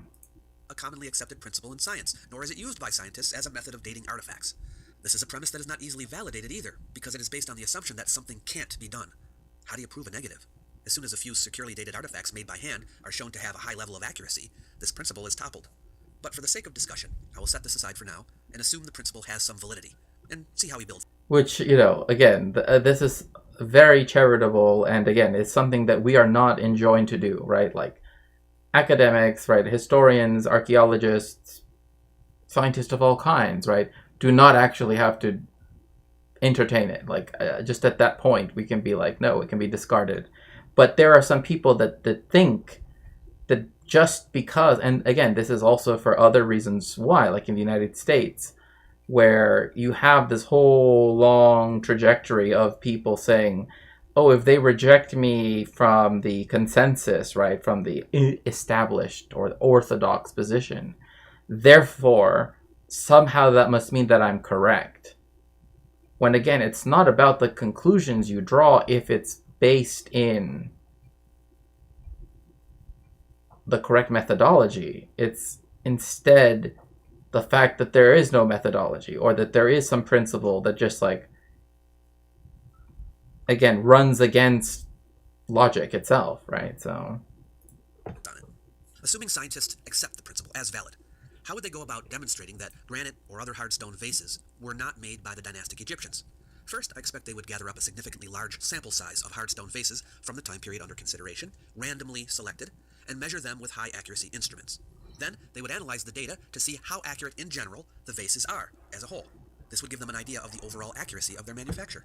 Then, they would conduct experiments with the tools available to the ancient Egyptians at the time and see if such accuracy could be achieved by them. Then they would compare the results. Then they would publish the full data and analysis in a peer-reviewed journal for others to examine. Then others would try to replicate their results. And again, this is the same thing with, like, again, even with something like history, it's like you can't just make shit up. Like, that's the thing. You can't just say, oh, there's a secret cabal of feminists that, made, I don't know, the ancient Spartans start using seed oils instead of, beef tallow, and, cause the decline of masculinity in the 5th century BCE, or whatever the hell, they say, right? So, like, it still has to be disprovable, right? Like, it has to be, or falsifiable, right? And so, already, it's like, there is no way that this could have been done, and especially by placing it so far back in the past that it's like, again, it's also, again, this isn't even taking into account the fact that the computer still isn't accounted for. Like, we're just talking about the vase and its accuracy, but not the fact that it needed a computer. But where did they get the computer from? And what constituted the computer? What did it run on? Did the computer have electricity? And was it the pyramids? Were the pyramids power plants? Like that. I don't know. It's just like, it always comes back to the pyramids being power plants, which I'm just like, I don't know. Of all the things that you would imagine the power plants, of all the things you would imagine the pyramids being, it's so unimaginative to have them be power plants.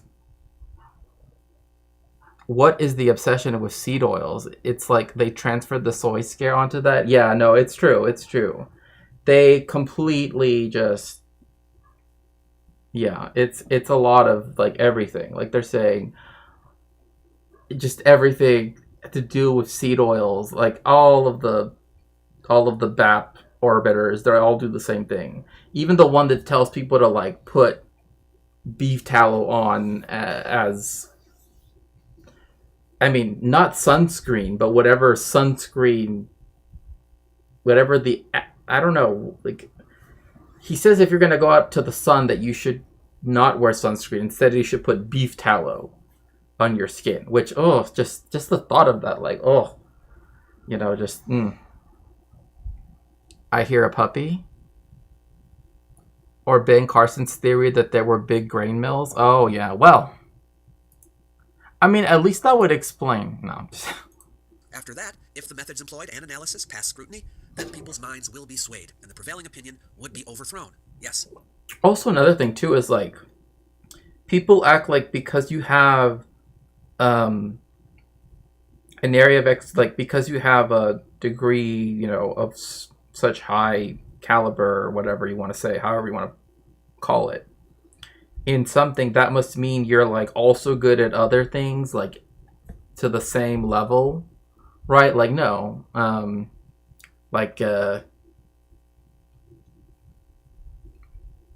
Again, this goes back to the thing, like, people can, you know, be archaeologists and know nothing about, you know, medicine. Can they know some about medicine? Sure, I bet they could. But again, they're not a medical doctor. In the same way that, like, just because he's a brain surgeon doesn't mean that he understands, right, again, like, you know, the whole history of Egypt, let alone ancient Egypt, let alone the pyramids and the archaeology surrounding it, right? Rubbing fat on our skin. Humanity literally would not exist without the cultivation of grains and seeds. I know, but, like, that's what they all, like, that's, like, the guy, Solbra, that's what his name is. He's one of the BAP orbiters, and he literally, like, has a picture of himself, like, sunburnt, but he's like, oh, this is actually good. And it's just like, no, it's not. You're literally sunburnt. Like, how are you full body sunburned? Like, what on earth are you doing? You know, it's just like, but yes, he is, saying that, like, oh, little did people know that, let me see if I can find it. Well, thank you so much, Sasha. Thank you so much for the early Hanukkah wishes, and thank you. Have a good night as well. Let's see if I can find, just because this is a bit of a longer... Also, yeah, if you'd like to support me in any way, I kind of haven't been saying this at all, but if you'd like to, you can always go to my Throne, throne.com/Shakespeare, which you can always give to, you know, either to my emergency fund or to my moving fund, or go to other places at my Linktree, which is also by doing !dono, and it will appear. So let's see here. What is the name of what I'm thinking about?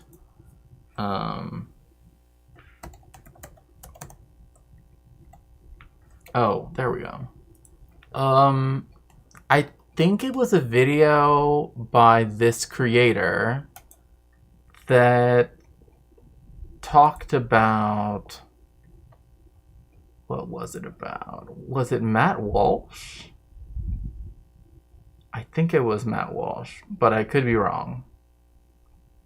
Oh yeah, here we go.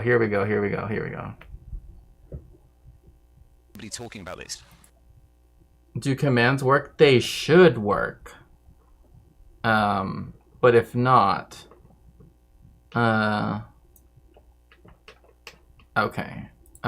If not, then I can always do this. Copy, and then go here. Again, like, they should work because it's connected on. Oh, great! What did I just do? They should work because it's connected on both things, but I don't know actually. Where on earth is it? There we go. You can always. There we go. If you'd like to help me out in some way, you can always go to the places there. And also, I think my Discord is linked there too, but I might be wrong, actually. But here we have Captain Morgan, apparently. Psst. Hey, quick little PSA here from the sun god. If you use sunscreen, you're literally blocking yourself from the most important aspect of health. And that is... I don't, like, wearing... I don't... Wait, how... Okay, sorry, just going into this. How is wearing sunscreen stopping you from the health that comes from the sun? Like, it just protects your skin from burning. It doesn't do anything else. Like, it's not like it... Just starting off, you know, starting off great. But... light exposure. Sunscreen blocks UV light. We need UV light. Don't wear sun. Why? UV light, huh?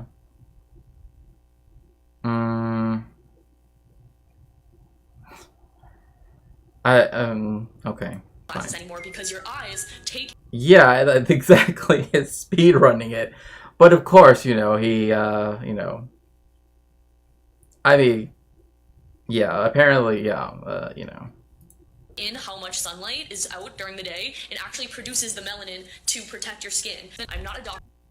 Well, yeah. Well, you proved that right away, but the eyes are like a measurement tool. I didn't know that for. So the eyes are indeed the window to something, but it's to your melanocytes to be, you know, activated, I guess. I still don't get how that works. Because that's like, then, like, so that would just be like, you know, what would ambiental light, right? But then that would, I mean, how would your eyes even know the difference between the sun and just very bright lights? Like, I don't know. Why is nobody talking about this? All these sunscreens are not doing the job they're designed to do. They're meant to protect you from the sun, right? But why then does this chart show that since 1975... I mean, I don't even know where this chart is from. Like, the Connecticut... I mean, I don't even know if this chart is real, for all I know. But, I mean, even if I were to take it just on that, but... yeah, let's see. What happened after particularly the post-war period, right? But especially after, like, the 1960s and 1970s, early 1970s, that, you know, has made a lot of people be in the sun more.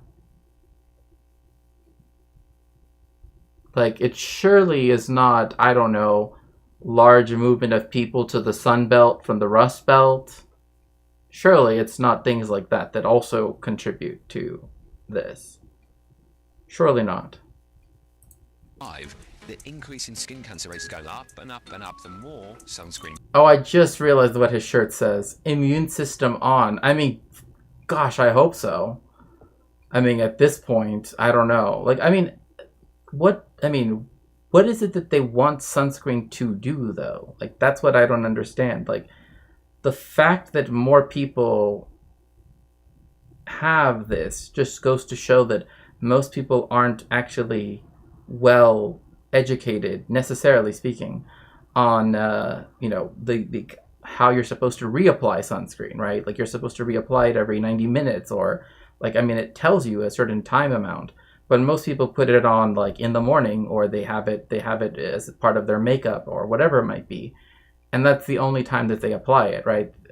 Even though they might be out in the sun, like, and especially if you live somewhere that has really high UV light, like if you live in the Inland Empire or in, you know, like Palm Springs and like that area of California, or even in the Central Valley, like you get far more hot levels of UV radiation constantly happening.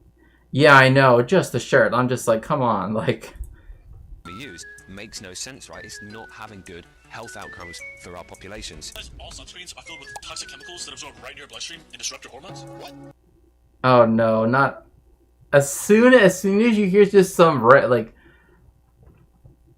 random, like, okay, let's just talk about, like, just any time that there's any discussion of hormones, immediately the only one that like men seem to even think about in the first place is testosterone. So I'm like, is this gonna be like Infrahaz, right, or Infracell, whatever you want to call him, where he like says that like deodorant makes is like a World Economic Forum plot to lower testosterone in Western men or something like that. I forget exactly what he said, but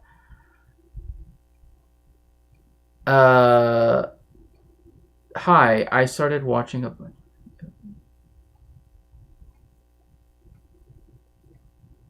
what are you I don't quite understand what you're getting at, Disney Queen, but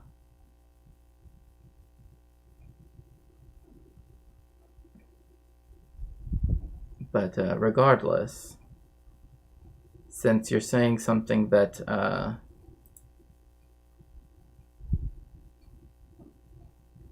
like I don't understand quite why you would want to word things quite that way, but I don't know if you mean that she, But I need to protect my skin. The CDC said the sun's bad for you. Bro, just eat a clean diet and use. When has the CDC ever said the sun is bad for you? But regardless.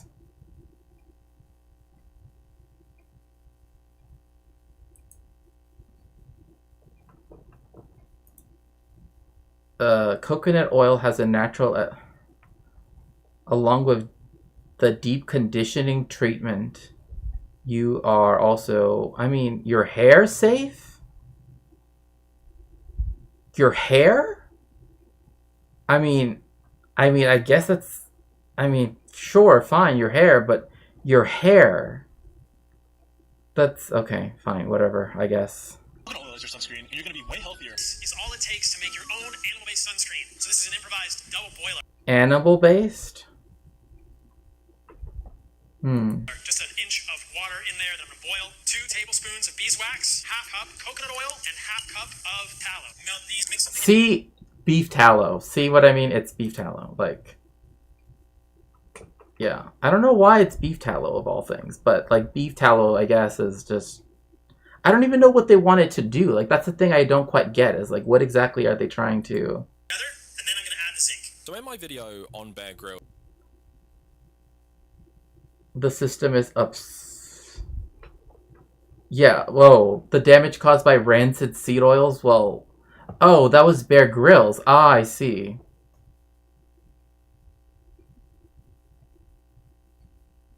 It does not have 10 SPF, and even that's nothing. Yeah, I mean, that's like 2 seconds outside. By modern industrial farming. I mean, modern industrial farming is bad, but the solution is not raw milk. Modern industrial capitalism is one thing, but it's raw milk is not the solution. In fact, capitalism loves the fact that people are going for that.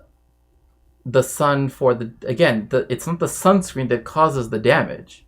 It is the sun.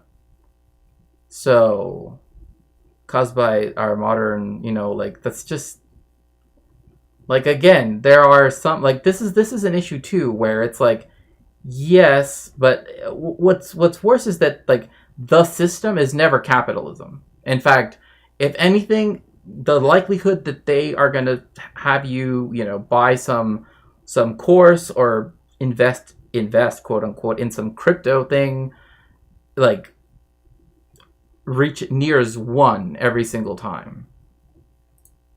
like last week, I showed an Instagram post, or showed something he shared on his Instagram story, which he was talking about sun cream causing cancer. And yes, I'm not American, so I'm going to be calling it sun cream, not sunscreen, but it is, the exact same thing. And I've actually been wanting to make this video for a while, actually, since I made... Oh my gosh. You should be... Why? Why? But why are you... Better job keeping, but... Okay. Why is she drinking, I don't even know what, this is like I don't even know. It's like 2 liters. Why are you just like downing 2 liters of raw anything? Just why? That raw milk influencer TikTok, because it just feels like, you know, with TikTok especially, people are just getting dumber and dumber, fear-mongering about various different things that used to be just like accepted science. And what's so frustrating about a lot of these things is things like pasteurizing milk and people wearing sun cream is so people don't like die or develop like horrible diseases and cancer from exposing themselves to the elements. But what we're seeing with a lot of these influencers, they have this concept of the more natural, the better. And well, and then that's always the thing too, is like, what do they even mean by natural? Because like this idea that somehow raw milk, like the pasteurization is some like horrific industrial process, is like, I mean, it's just not. It's literally, and it does not take away any of the nutritional value. It's already, we know this. In fact, before before like the United States used to try to say that like milk was by far one of the most like pasteurized milk was by far one of the most nutrient dense things, particularly looking at its campaigns for nutritional for nutrition in like places like the Philippines, for example, right? Like places where necessarily speaking there might not have been as much bovine or, you know, other type of lacteous product, right, consumption. things with chemicals in them, they're big and scary and you shouldn't use them. And humans should just go outside in the sun, especially if you're a pale-skinned European. You should just go outside all day, see what happens. Obviously, if you're... I mean, you can go and do that, but getting back inside, you got to do that by yourself, I guess. Like, I just remembered Lab Muffin Beauty Science has been debunking this specific sunscreen disinformation. She has a PhD. Ooh. I will definitely have to look into that, because that actually sounds really interesting. Like the debunking of that. But yeah. From a country like Australia, where most of the population is descended from English and Irish settlers, then yeah, you know how much skin cancer can ravage people, especially people who have more pale skin, but it's also not exclusive to people who have pale skin. And now today we're just having... I mean, it just happens faster with people who have less melanin in their skin, right, being expressed. Right? It doesn't mean like people with darker skin cannot get sunburned. It's just that, again, just that the expression vis-a-vis the melanocytes causing melanin to appear, right, is, you know. People saying, yeah, don't wear any sun cream, don't protect yourself from radiation, just go outside and burn. And I think with a lot of things, especially like skin cancer, because skin cancer is seen as the least bad one, because so many people get it treated, and they... Well, I mean, it's seen as the least bad one also because it's like... I mean, because it can be treated in the first place, I guess. Like, the fact that it's like the skin, and the skin is sort of seen as like... not as important. I don't know how else to put it, but it's like, or rather I could put it in a much better way, but like, oh, it just involves you having to cut off some skin, right? It's like, that's it, quote unquote, right? It's not, let's see here. Oh yeah, I saw the picture of this guy in the Cavernacle's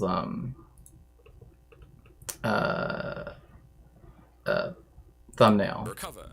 And also because it takes years and years to develop, people just don't really see it as an immediate threat. We all collectively know as a... Well, it takes years and years to develop if you're, again, if it isn't something you're doing all the time. Like if you're someone like Solbra who like purposefully lives somewhere equatorial, right, where there is essentially never a season without it being sunny, then, and always rubbing beef tallow on your skin, then, you know. Society that smoking cigarettes is very likely to give you lung cancer, but so many of us still do it anyway, and because it takes... Yeah, that makes sense. Melanoma is the most aggressive of cancers. It metastasizes and spreads really quickly. Right, exactly. I mean, like, I don't know why people think that it is something that can be taken lightly, but it's this view that somehow, like, it will just result in you getting it, like, cutting off, you know, like, it's just going to result in, like, slicing off a little bit of skin or whatever. It's just like, it's a bit more than that, but, you know, but it also goes to show that, like, people also just don't get again, there's not really any education on, like, the importance of sunscreen. Instead, it's seen as something like, like, parents teach their children. Well, you know, that's... so long to develop, we kind of see it as something in the distance that will never be a reality. And because for many people it never does become a reality despite them smoking, people just take that as evidence that, yeah, you can maybe just avoid it. And it's the same thing. Yeah, like, it's always the, like, well, they always use the very few exceptions to somehow say, that, you know, it's nonsense, right? It's like, whatever, but we can go against whatever. I don't think people realize what raw milk looks and smells like. Yeah, exactly. Oh gosh, like, why on earth would you want to, like, have your no, it, like, no, bovine nether regions are not the new, you know, eau de parfum by, you know, Givenchy or whatever. Like, no. Like with sun cream, but also we're getting into, like, this just pseudoscience promoted by people on TikTok, and some of the stuff you're going to hear today is just so insane. Like, I'm not an expert in dermatology and cancer and stuff like that, but even on the surface, thinking about the lack of critical thinking you have to believe these people, like, are any sort of authority on this is just so crazy to me. And a lot of my videos, I focus on, like, the conservative elements, and I'm sure there's a lot of conservatives who do, like, believe in this kind of anti-sunscreen culture, and we had a lot of conservatives talking about raw milk, although I think that... I just don't even get the whole raw milk thing. Like, I mean, I don't really see the utility of it. Like, I mean, maybe, like, there are some cheeses that I guess that is made with raw milk, technically speaking, but I mean, for the most part, I mean, it doesn't require there to be raw milk to make cheese. Makes more sense, but what we're seeing more and more is... Which, in fact, the fact that you can have pasteurized milk and still, you know, make things like, you know, mozzarella or whatever it is, right? It's like already goes to show you that, like, even from just like a sort of like the applicability of raw milk, it's not as though somehow pasteurization gets rid of that, but no. It's just disinformation that centers around some sort of, like, vague anti-corporatism, maybe anti-capitalism, where people just think every corporate product is designed to just poison and kill you, and unless you use those products, the better your life will be and the more healthy you will be. And a lot of this stems from a lack of trust in authority, which totally makes sense. Like, we see it with things... Yeah, which is, again, going back to, like, the dudes think they can prove Atlantis because of a vase, like, because this is how we ended up here, right? Is like, you get from, you know, this vase, right, was there before the, you know, was the second thing to be, you know, created by God, right? It's like God created the computer and then the vase, right? And the computer created the vase, and they saw it was good, and it was good, right? Quote unquote. And then it's like, but also then, like, over there in the lands of, I don't know, corporate Thor, right? You have, you know, the evil, you know, Athorians, right? And just, yeah. Why would you want to risk tuberculosis, bird flu, scarlet fever, E. coli? I know, it's like, it's literally takes away none of its nutritional value, none at all. There's only benefit from pasteurization. Like, some people say, oh, well, it gets rid of I mean, the thing, whatever it does get rid of is by far outweighed by the things that you also get rid of in terms of diseases. Oh my goodness.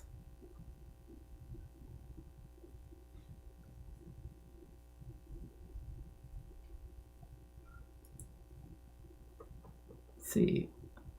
Oh my goodness. Thank you so very much, Anonymous.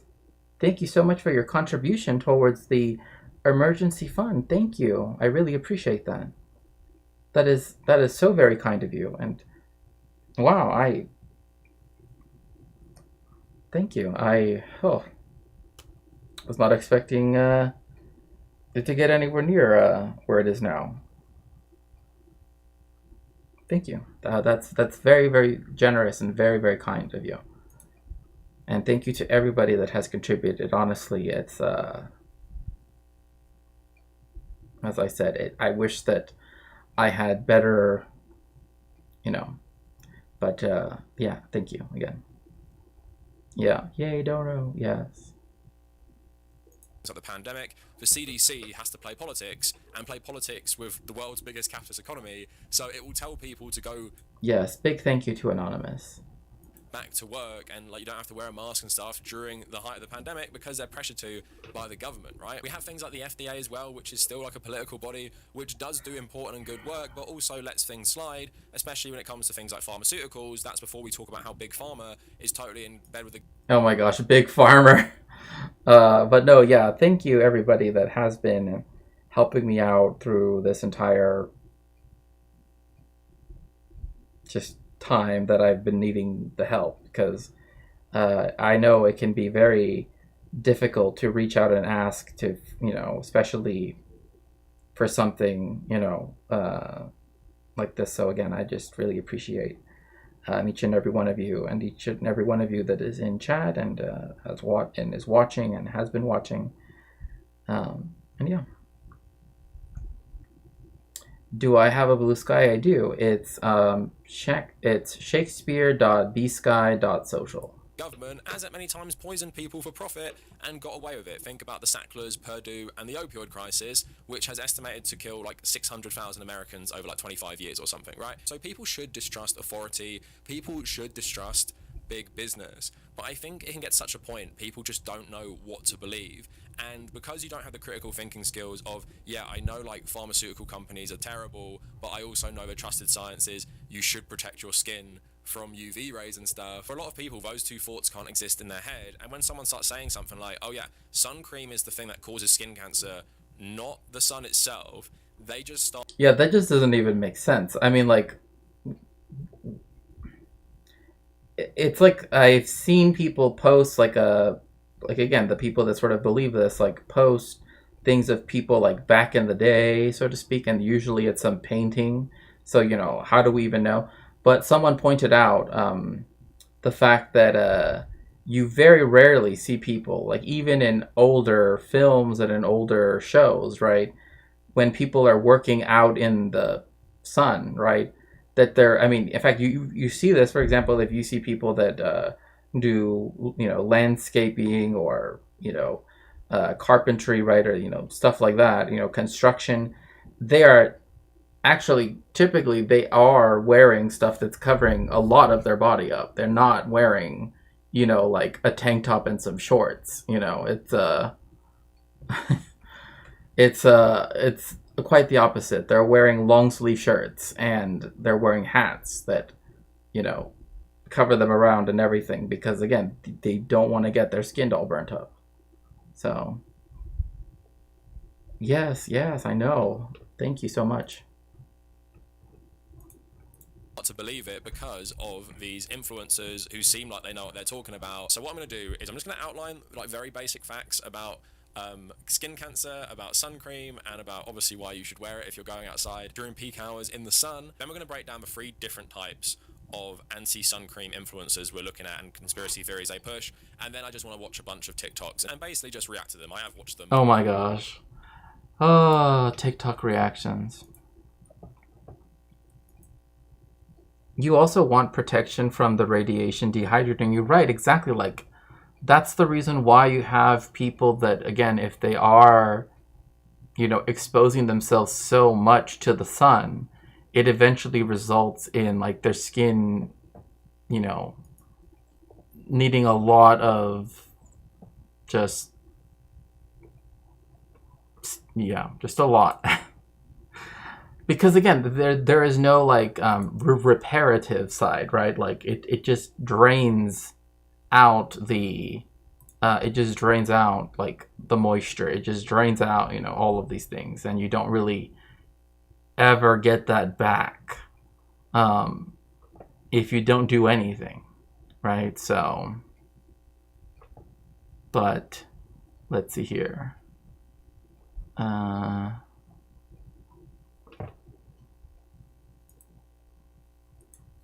Yeah.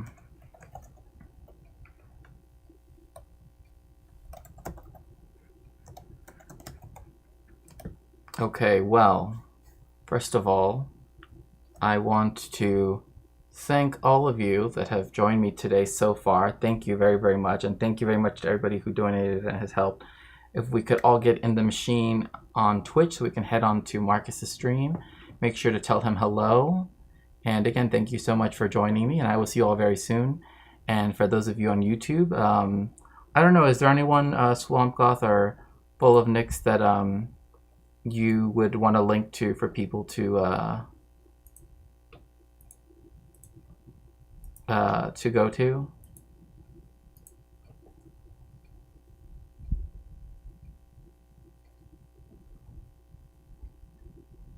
Well, I guess if we can't, just wanted to say thank you all so much for joining me for today's stream. For those of you that celebrate Christmas, may you have a very happy Christmas. And for those of you that are Hanukkah enjoyers like me, I hope that you will have a good Hanukkah as well. And so, yeah, I'll see you all very soon.